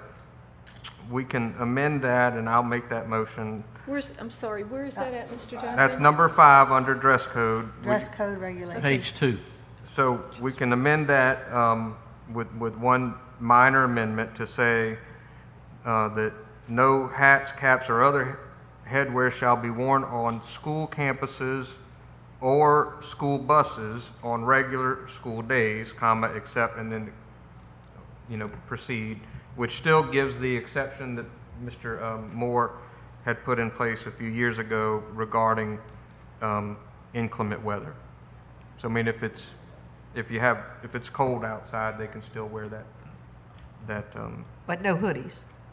I think you need to put somehow in there hood, no hoods and bus in the same sentence. Because that's gonna. Hoodies are not allowed on school campuses or on buses. Period. That's good. Oh, that would be a separate sentence. But, yeah, we can further clarify that to say that hood, Yeah. at the end, you can also add a sentence that says hoodies are not allowed on school campuses or school buses. Okay, where do you want that at? Just add it Add it at after the end of inclement number weather. 5. Add it after inclement weather, Okay. period. Put Could you repeat the sentence, Mr. Hoodies. Duncan? So the whole sentence would say, "No hats, caps, or other headwear shall be worn on school campuses or school buses on regular school days, comma, except when a medical condition or religious belief so warrants. However, this provision shall not apply to necessary headgear outdoors in inclement weather. No hoodies are allowed on school campuses or school buses." Period. So I'll make that motion to amend number 5 as, Motion's been made. Do I have a second? Second. Second by Ms. Rose. Any discussion on this amendment? So that also would policy out cowboys wearing cowboy hats at school? Well, they can't do that now. Oh, they can't wear hats now. that's what the policy already says, yeah. Yeah, they, Any further discussion? Although school spirit days have a different provision that applies altogether. Yeah, we still allow that on special days, approved by the superintendent. right? Yeah. Call for a Not according to vote. policy. No, they got spirit days. Call for a question. Voting is open. To amend. BJ, I think that includes everything that I wanted to do on the buses, so you guys and girls won't have any issues or confusion. We'll make the buses just like our campus, our buildings. Mr. Duncan did a fabulous job. Thank you. I really do want to have that policy. You waiting on that says we're not somebody, gonna Miss do this, Cindy? But every 4 years. I'm waiting. Second motion. and Mr. Moore. If I ever need an attorney, I'm gonna call Mr. Westmoreland, because you'll, Thank you. Is that it? y'all double team up.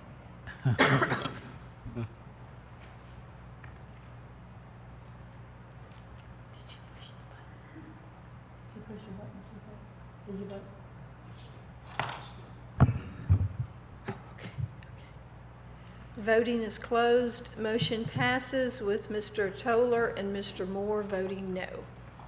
All right, so now we have the policy with the 3 amendments. Do we have any further discussion? Move to adopt as amended.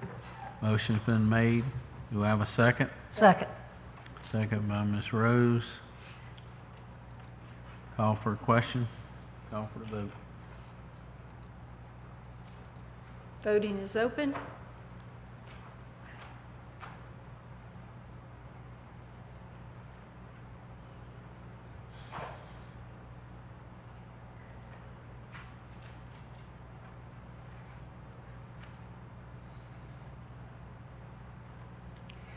Voting is closed. Motion passes with Mr. Toller and Mr. Moore voting no.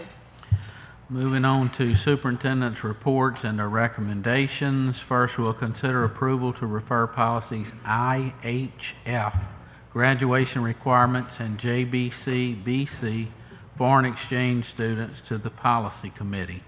Do I have a motion to send these policies to committee? I'll make a motion. Motion by Ms. Sandra. Second by Ms. Janice. Any discussion?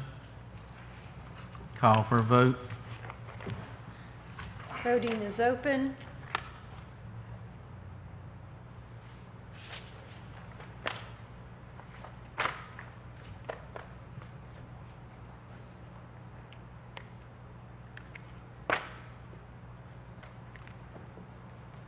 Voting is closed.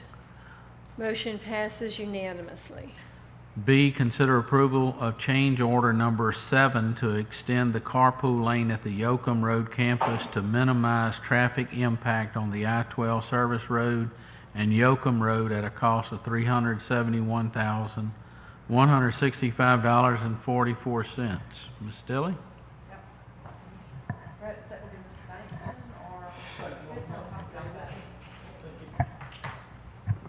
I know Ms. Bailey wants to make the motion, and I wanted to second it. That's right.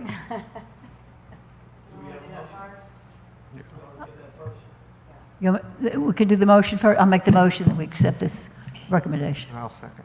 Motion by Ms. Sandra and second by Mr. Brett. Good afternoon. Good afternoon. We were tasked to look at the site to remove at least 90 cars from the street, from I-12 Service Road and Yoakum Road. We looked at 2 options. One was a complete asphalt project. The other was to a combination of asphalt and stone. We are adding 26,000 square feet of asphalt paving, 20 additional parking spots, and we are taking 90 vehicles off of the streets to help with traffic. And it was recommended to go with the full asphalt project at a cost of $371,165 because of the longevity versus just putting it in stone that would have to be maintained. Ruts would form over time and become an issue. Any discussion, any questions? Question. Question by Ms. So that means now they're not going to go down Little Italy Road. They're going to turn around and go back out the way they came. Correct. They'll loop in and come back out. Same. We get them off of the service road and off of the open road. And I would just let the board know that Ms. Bailey Simmons and I both have been contacted by neighbors to the campus asking that we take an action along these lines to help with traffic and getting people off the road there. Mr. Tom? Yeah, Ms. Frank, you said it's 26,000 square feet of asphalt? Yes. There's also some drainage with the overlay it creates that we have to put in some additional drainage. We have some fencing that we have to reconfigure, striping, that's all included in that. Was there, because I didn't see, was there an adjustment? I mean, the fencing and stuff, was that in the current scope, or was this new scope, or? We had fencing in the scope that had been installed, and it has to be modified to accept the wider lanes. So we're going to move the fence that we already put up. Yeah, a portion of it, yes, sir. What's the total area of improvement? I'm assuming it's more than 26,000 square feet. Yeah, we have some existing asphalt that was in the project to the north side of the carpool line, plus we have asphalt on the north side of the gymnasium. I do not have that square footage off the top of my head. I mean, I don't have a problem with the whole, I just looked at the numbers. You know me, I'm tight, I'm very tight, but just looking at that, that's $14 a square foot. And that's, I mean, Mr. Bankston, I mean, you know more about that than I do. I mean, is that in line with, I mean, concrete is $10 a square foot. Well, so, you know, with all the different, Come to the mic so they can put it on television. So while you're coming, so slide 12 and then slide 22 is showing, that's, which one of those is, you're adding to, 12 is the original, 22 is what you're adding to, right? Am I looking at that correct? Let me get to 12. Okay.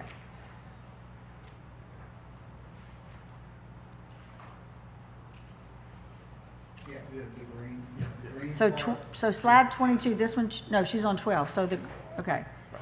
Go ahead. So the green part is what we're overlaying. The existing asphalt out there is really not in that great shape either, but it's good enough we can overlay it. And adding the blue is the new portion, which is gonna give us the width.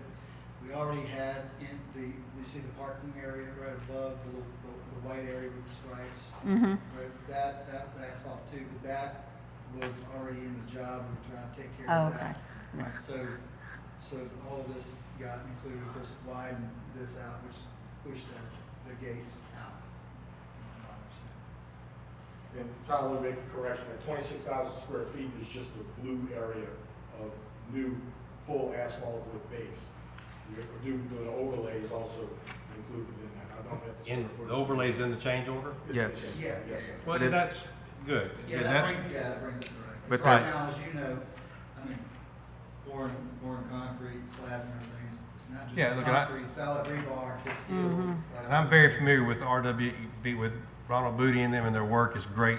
They do a lot of work around this area in St. Tammany. My only suggestion, since we have Mr. Frank here who does this, is when we get to something that's this pricey, you know, if you go back and look, you know, we could save ourselves, no offense to you, but we're paying the general contractor now, we're paying the subcontractor, all those percentages because we're doing it as a change order. This might be something in the future that we could just say, look, let's just go out on our own and let Mr. Frank bid this out or whatever we have to do. We can still go through an architect because of the bid process, but because we're doing it as a change order, we're paying $30,000, $40,000 in fees that we could have saved if we'd have just done this on our own. It looks like this includes, You're paying a little more because of the way the contract is structured, with the Right. contractor can mark it up. So, you're probably paying 4% more than if you bid it out and competitively bid it, and somebody's bidding out work at 5% or 6% to get it. Right. Versus on a contract, they're allowed 10%. But the time is the issue here. And the time. Right. The time, we want to get this done before school starts. I get it. I get it. I'm just Mr. Negative tonight, sorry. I did vote yes once a while ago. We do have a good contract on this project too, so. yeah. Yeah. Call a question. Call for a vote. Voting is open. So you're not ready to call this project a money pit yet, Mr. Tolar? No, Okay. I think this is gonna be a good solution. I looked at it and studied it. It's gonna be a good solution.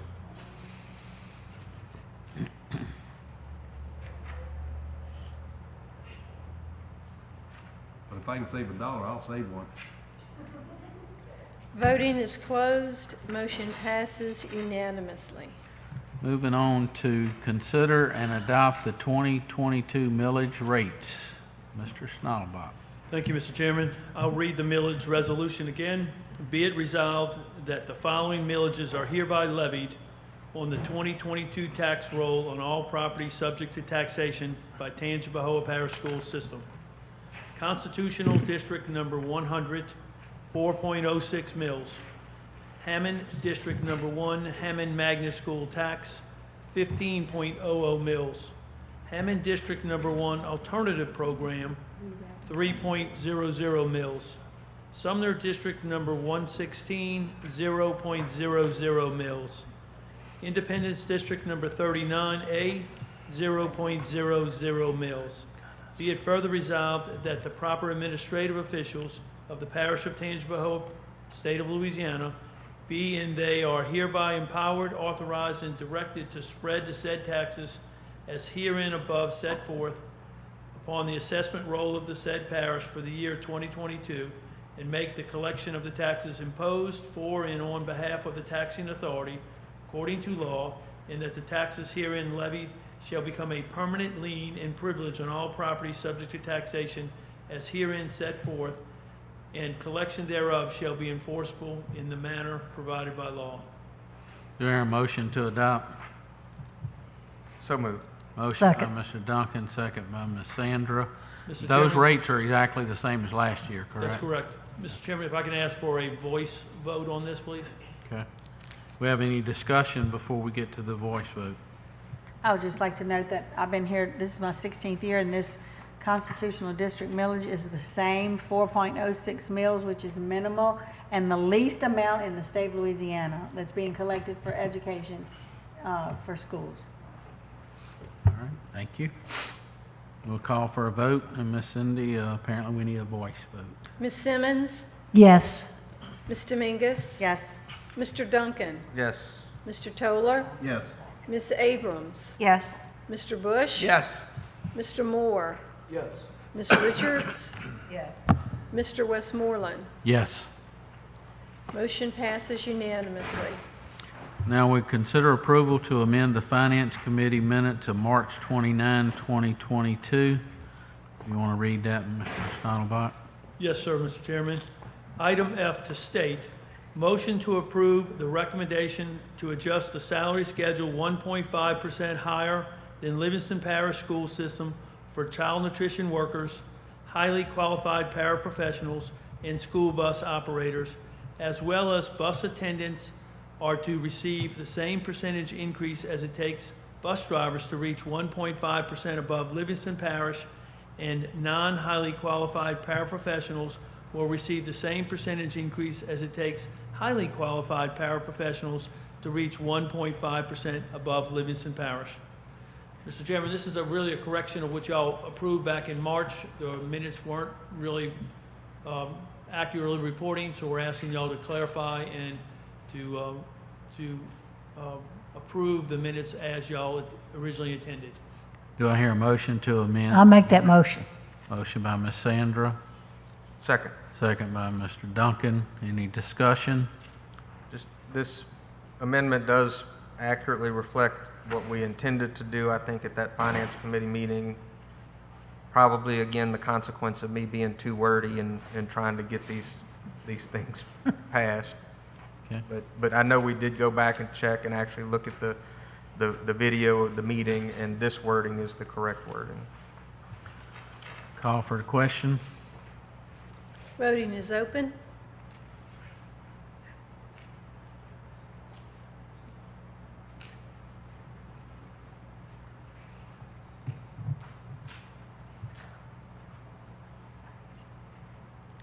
Voting is closed. Motion passes unanimously. Okay, next, consider approval of the 2022-2023 salary schedule. Again, Mr. Stottleback. Thank you, Mr. Chairman. The administration comes to you tonight with the 22-23 salary schedule, which includes the items we just amended in the minutes previously, plus recommendations by our salary consultant, Lean Frog, which I'll read over their recommendations if y'all bear with me. Their recommendations is that all clerical positions found on page 14 of our salary schedule and the administration, secretary, board secretary, district registrar found on page 15 of the salary schedule of the 21-22 should be increased by 5%. All custodian positions found on page 8 of the Tangipahoa Parish School System salary schedule, 21-22 salary schedule, should be increased 5%. All trade positions found on page 13 of the 21-22 salary schedule should be increased 5%. The child nutrition program manager position, both less than 550 meals and greater than 550 meals, should be increased 5%, and the production manager position should be increased 3%. The sales tax auditor position should be considered on the same pay grade as other degree professionals. The degree professionals, purchasing agent, and sales tax audit manager positions found on page 16 of the 21-22 salary schedule should be increased 5%. Bus drivers, food service, and bus attendants should be increased an additional 1.5%. And add step 23 for all non-teaching based groups. Under the teacher salary schedule, our consultants are recommending increased teachers steps, the differences between the steps between 1 through 10, add 1% to the steps 11 through 28, standardize degree values in the schedule, and add steps 29 and 30 to better compete with our peers. These recommendations have been inputted into the salary schedule presented tonight for your consideration. Question, Mr. Schnadelbach. Yes, sir. The salary schedule, just to make sure, in addition to giving the $1.7 million in total increases of that Lean Frog is recommending, this salary schedule also puts in place the state-approved salary increases that the legislature just recently adopted. Is that right? That's correct. It's $750 for support workers, $1,500 for certificated positions. Okay, and so the new $1.7 million salary increases from Lean Frog, the state-approved salary increases from the most recent legislative session, also the salary increases that we adopted in March of 1.3 million. Of 1.3 million, and of course the salary increases that we adopted back in July of 2021, which did the 7% and all of that as well, right? Yes. Oh, and the state increase that they did in 2021 as well. $800 for certificated, $400 for support. And so all of those things are part of this new salary schedule that you're asking us to adopt today. Yes, sir. Okay. Have a comment? Yes. Also, I'd like to specifically make note that I'm proud that we're going to increase the day-by-day hourly pay from $55 for someone who's not certified, from $55 to $70. If you're certified, from $75 to $105. So that may help us with our substitute teachers in the classroom. And also, did you want to mention about the perfect attendance on page 25? Yes, I'd like to mention that because I'm really excited about that. We are asking the board to consider a perfect attendance stipend for our school bus operators. You know, this last year we had a lot of trouble getting school bus operators. We actually had routes that did not run. We feel that if we can encourage and it's better for our students to have the permanent drivers on the routes. It's safer for them to operate the bus because they're most familiar with the routes and such. So we're proposing to put in place a monthly perfect attendance stipend where a driver can earn up to $200 or will earn $200 additional each month if they actually drive their school bus each day of that entire month. No exceptions. If you miss one day for whatever reason, a personal reason, a valid reason, a reason that you want to feel for them, they would not be eligible. But if they make all days each month, they would be eligible up to $200 a month to a maximum of $2,000 per school year. This would allow our most experienced drivers to be on the route handling our kids. It would allow us to get our routes covered, and it's kind of a win-win. In addition, the reduction in the number of substitute drivers will offset the additional cost to recognize these drivers. So I think this is a win-win for both the drivers and for the school district. You won't say So every month they'll get the 200? Every month. So even short months like August where they may drive just 10 days, if they drive all 10 days, they'd be eligible for the $200. Okay. A longer month like October, they'd have to drive the 21 days to be eligible for the same $200 stipend. Ms. Stella, you want to say Yes, something? Mr. Schnadelbach. Yes, ma'am. I wanted you to just mention briefly about the state increase on the owner-operator. Yes. Just so that the board's aware of that. Yeah, Ms. Stille knows I put a lot of work into this because this is something I worked on a year and a half ago, And the state has not changed the state's minimum operation allowance for contract bus drivers. These are our employees that own and operate the bus. The rates were set back in '86, and the state minimum has not changed. Now, over the years, our district has added additional local money to that to offset the added cost that the state was not requiring as a minimum. So not this November, December, but the November, December before that, I spent a lot of time working on a committee redoing and actually determining the true cost to own and operate a school bus, taking into account the purchase cost, the fuel cost, the maintenance cost, the preventive maintenance costs, repair costs, all those type things into the salary schedule, and determined that the true cost to operate a school bus, larger size bus, is closer to $1.75 per mile. On our smaller, less than 48 passengers, $1.46 per mile. So really going from an average cost of about 75 cents a mile to $1.75 would be a significant increase for our owner-operators. Now, at the same time, I'm proposing a reduction in the local support because the calculation that the state's minimum now covers 100% of the cost to own and operate the bus, and this was done when fuel was at $2.69 per unleaded gallon of fuel. What we're asking to do is to reduce the local fixed portion to zero. It used to be $980.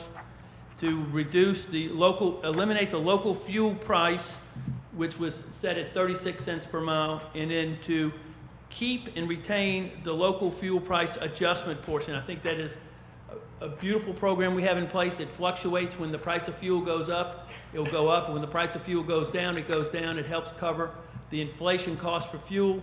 But we'd like to set a base cost of fuel at $2, and we'd like to convert from unleaded to diesel, and then calculate the calculation of the fuel price on diesel. Now, keep in mind, at $1.75, we're assuming gas price, unleaded gas price is at $2.69. So by setting a base price of $2, there's a 69-cent cushion for drivers to cover their deadhead and things like that.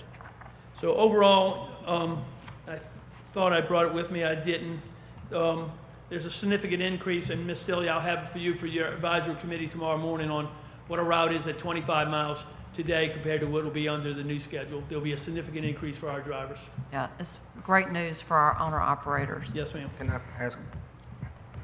So, everything that you just said, that's in this salary schedule? Yes, sir. And essentially what you're saying is that we're making adjustments to ensure that we're accurately reflecting the cost of driving these contract buses, or to better account for reimburse the drivers at a higher rate. And we're using a lot of work that you did for a different committee that didn't get passed at the state level, but we're going to pass that here at the local level? Well, actually, they, with Senate Bill 57, they've actually got the legislature to approve the bill. It's sitting on the governor's desk, would actually make this requirement. Gotcha. So that did pass this year? It passed this year, but not last year. I got it, okay. But all of that's going to be in this contract. Okay, one other question, Mr. Schneiderbach, because you know I'm married to a teacher, and when I get home tonight, she's going to ask me, well, why are you doing a perfect attendance supplement for the school bus drivers, but not for the teachers? And I need to have like your expert wording on how I need to respond to that question. Yeah. This is what I would tell you. Last school year, we had routes that did not get covered, and we had students that did not go to school because I could not put a non-certified individual behind the wheel of a school bus. I could put a para in the classroom to entertain kids or to substitute kids at school and still keep the kids safe. I can't do that on a school bus, Mr. Duncan. Good answer. Thank you. All right. I'd like to make a motion to accept the new salary schedule, and thank you for your hard work. Yes. Second. Second by I know this Rose, Miss Sandra, second. bad question to ask now. The 13th check or the extra check for Christmas, is that in your mind floating around there somewhere? Sales tax increase, because you know that's going to be asked. Well, I mean, that would depend, I guess, what the budget looks like when we get to that point later in the year. I have no idea. How much the We're residents trying are to- spending in One thing to Tangible remember- Parish.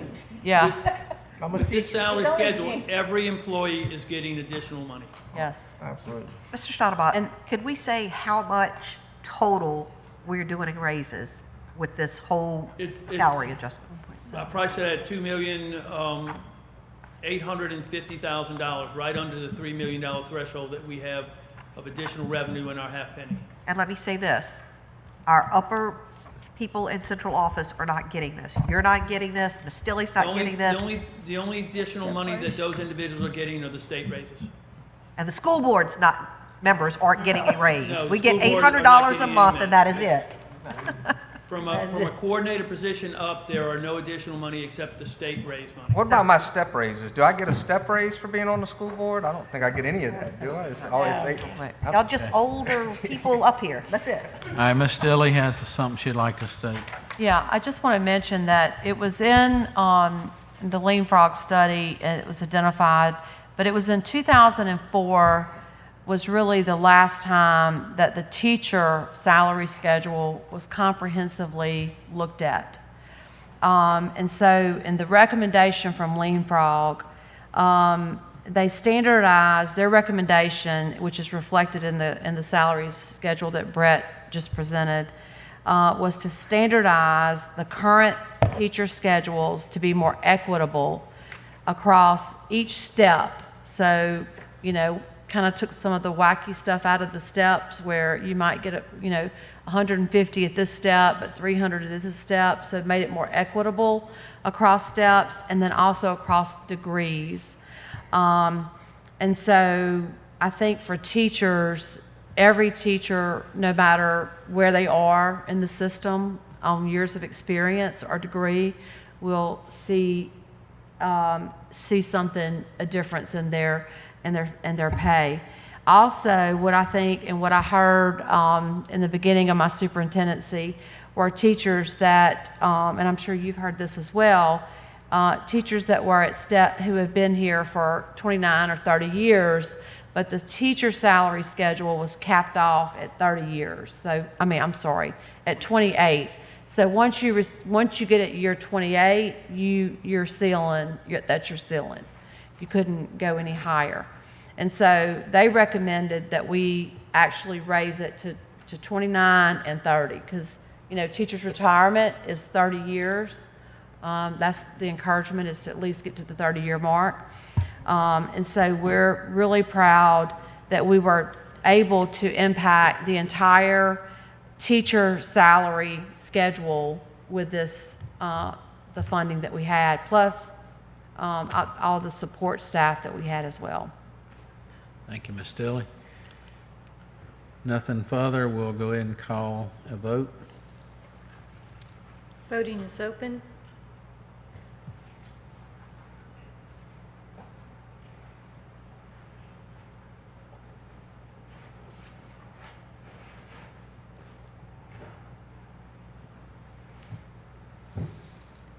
Voting is closed. Motion passes unanimously. Thank y'all so much. This was very informative. I'm really glad we had a lot of work, but it's going to be beneficial for every employee, and we appreciate the employees' patience waiting for this money while we did this study. Ready to go to board member comments. Mr. Bush? Yes, two things. The young lady that played the violin here for us, Anna Johnson, a few weeks ago. Yeah. She's also a Southeastern Community Music School student, and she played at Carnegie Hall at the middle school's honor performance in New York. So it was a big deal, and so she's very, very talented. Also, hey, hip hip hooray for Hammond High School. We got a national champion on our hands. It's Jaden Hawk. Won the national championship in bowling. I'm not talking about the state championship. We have a national championship winner in bowling, and we want to congratulate Jaden. Great job. So, like I've been saying for a long time, as a Tangier Parish Public School graduate, you can be anything you want to be. Thank you, sir. Yes, sir. Ms. Sandra? Went by Laranger High this afternoon, Mr. Schnatterbach, and I see the crosswalk is getting there. Is it done or? No, Pretty close. But there's progress. I saw it. And of course, then I went by the field house, which is amazing. And also, too, I saw the grass cutter who asked me personally to mention tonight how nice the grass looks. Roger, it's all neatly cut. It did the whole place. It looked really, really good. So I wanted to be sure that I said that. And also, The building's missing, the cafeteria? yeah, all of that. And then, Mr. Schnottelbach, if this is the first mistake that you said, you've made a mistake, you said? If that's the only mistake and the first mistake in all the years you've been here, I would say that was quite a record, because I've asked you before, or I have told you before, that what are we going to do when you retire? Because nobody can do money like you do money. And so we're very impressed with your expertise and your brilliance at handling the dollar, and we appreciate it. And also, did you not say that these raises is the first time in the history of the board that we've done all of this? And also that we've been able to do something to every single school, fix it? Related with the Hurricane Ida work? Everything that we're doing right now, The magnitude of money we're doing on that is the largest we've probably. historically, the magnitude of it, right. And is this the first time that we've had raises for everybody? I think back under Mr. Allen's tenure. We did have raises way back? We converted from 8 steps to 20 steps. Okay, so second time, But that was back in, what, 2000 maybe? 2001, or, yeah. It's been a while. Okay, second time then. Okay, thank you. So. Thank you. Mr. Duncan, you good? Ms. Abrams? Well, I want to congratulate Ms. Stilley on her 4 years of being superintendent. It's been a long journey, but we've accomplished a lot of things. Also, for people that know, I work for TARC, and we're having a beauty pageant for little girls with special needs on Friday and Saturday. So if you're out and about and you'd like to join us at the Mission Church in Hammond on Saturday at 10 o'clock, it will be definitely worth your time to come and watch, because it's a very heartwarming experience. All right. Mr. Jerry? Okay, first of all, I want to congratulate our student athletes for their award-winning performance tonight. Being presented their awards tonight. And secondly, I want to further encourage every member of the administration, all the principals, teachers, that our students learn better from instructors that they feel are committed to that learning process and want to see them succeed. So even though we've amended a lot of the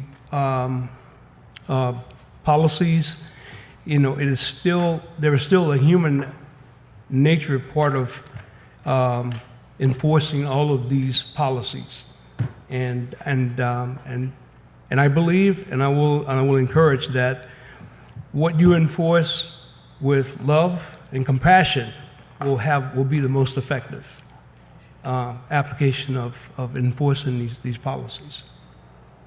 Thank you, Mr. Jerry. Ms. Rose? I just wanted to mention something that we had done last year in reference to Ms. Brandon's request. I know your secretary put in a list of where you could get uniforms, and I don't know who contacted all the vendors to see who has them, who's not going to have them. Maybe we could request if we can do that again, so that we can pursue finding uniforms for our kids. And also, I'd just like to mention that at Punchville High School, they're putting the new flooring in. It's really coming along. It's looking great. I'm so excited. The new building's going up. That's going to be great. I would like to send a shout out to Mr. Schnottelbach and Mr. Muse and the bus drivers who went and moved their buses from the main parking lot on campus this past Friday, because Punchville Strawberry Festival held their annual pageant to choose our new royalty for the festival. And I knew there were going to be hundreds of cars needing to park, and we had hundreds of buses in the parking lot. And they went and moved them right away when I called. So thank y'all so much for doing that. I really appreciate it. And of course, the community appreciated that we had somewhere to park. The other thing, we're having a groundbreaking for DC Reeves, I think this week, Thursday. And I'm excited about that. So we're moving along. Champ Cooper's groundwork is coming along, so I'm really happy that we're making great progress. And we do appreciate all the work. So many people don't realize how much work we as a board do in the summer because they think we're out. We're not out. We're working very hard right now to get prepared for our next school year. And our employees are working doubly hard to make sure that we're ready when the doors open come August. So thank y'all so much. We appreciate everyone. Thank you, Ms. Rose. Mr. Tom? Yeah, just real quick, just want to say, like Mr. Duncan said earlier, dress code, never our fun topic. But I do appreciate the fact that as we disagree on individual topics, so that I know as a board, our goal is to improve our education. And we see that differently, so we vote differently. But I appreciate the fact that we still come together as a board and that we work together for good topics. The last thing I want to mention, though, is we do have a lot of new administrators in our system. I'm hoping we get a chance to meet them soon. On our side of town, or our side of the parish, Coach Bates is moving up to the big world, but we're going to miss him at Kentwood, and I do applaud him and everything he's done at Kentwood. He treats that school like a father would treat his family, and that's the way the kids look up to him. So he's got big shoes to be filled, but I applaud the new administrators that are coming on. Congratulate them. Thank you, Mr. Tom. Mr. Ennis? I'd just like to say that we want to send our condolences out to little Kylie Wesby's family. She was 7-year-old that we just recently lost in the community from sickle cell. And we are doing donations for the family, and you can find it on Facebook. But we just like to say that we offer our condolences to the family. Thank you. Thank you, Mr. Ennis. You have any words, Superintendent? I just want to thank Mr. Schnattelbach for all the work that he's done with the salary stuff, the schedules, all these numbers. And in addition to this project, he's been working on the bus routes, which is a whole nother monster. And, facilities and other stuff. So I appreciate that. Mr. Jenko with the school safety work, and all the different hats that they wear. Of course, Dr. Fussell as well. But they carry a lot of tasks that they do, they keep the plates spinning in the summer, keeping everything on task. And we have a great team here, by the way, the best in the state. I'd put them up against anybody. They're great. Thank y'all. Yes. I'd like to, I'd like to ditto that. Definitely, they're great. They're great to work with. Anytime I call them, they're Johnny on the spot to help me, and I'm sure they are for all the board members. And this time, I'd like Mr. Duncan to make his motion. Before he does that, I forgot to mention that groundbreaking at the orphanage, the Methodist Children's Home, Friday, I think it's from 10 to 1 will go on, but the main formal things will be at 10 o'clock. And LaRanger. It's not It says LaRanger address now. It's in What's that? That's right. He says it's Robert. It's LaRanger. It should be Robert, but they have LaRanger on the. Yeah, they have LaRanger on the address. So. All right, move to enter into executive session to consider the cases of John Perilou et al. Versus Tangipahoa Parish School Board and Andrea Hart et al. Versus Tangipahoa Parish School Board. We're pulling, Glenn, we're pulling Hart. I'm sorry? On your agenda? All right, we're back from executive session. Mr. Duncan? Move to adopt council's recommendation as to the case of John Perilou et al. Versus Tangipahoa Parish School Board. You have a second? Second. Second by Ms. Rose. All in favor say aye. Aye. That's all to come before the meeting tonight. The meeting is now adjourned.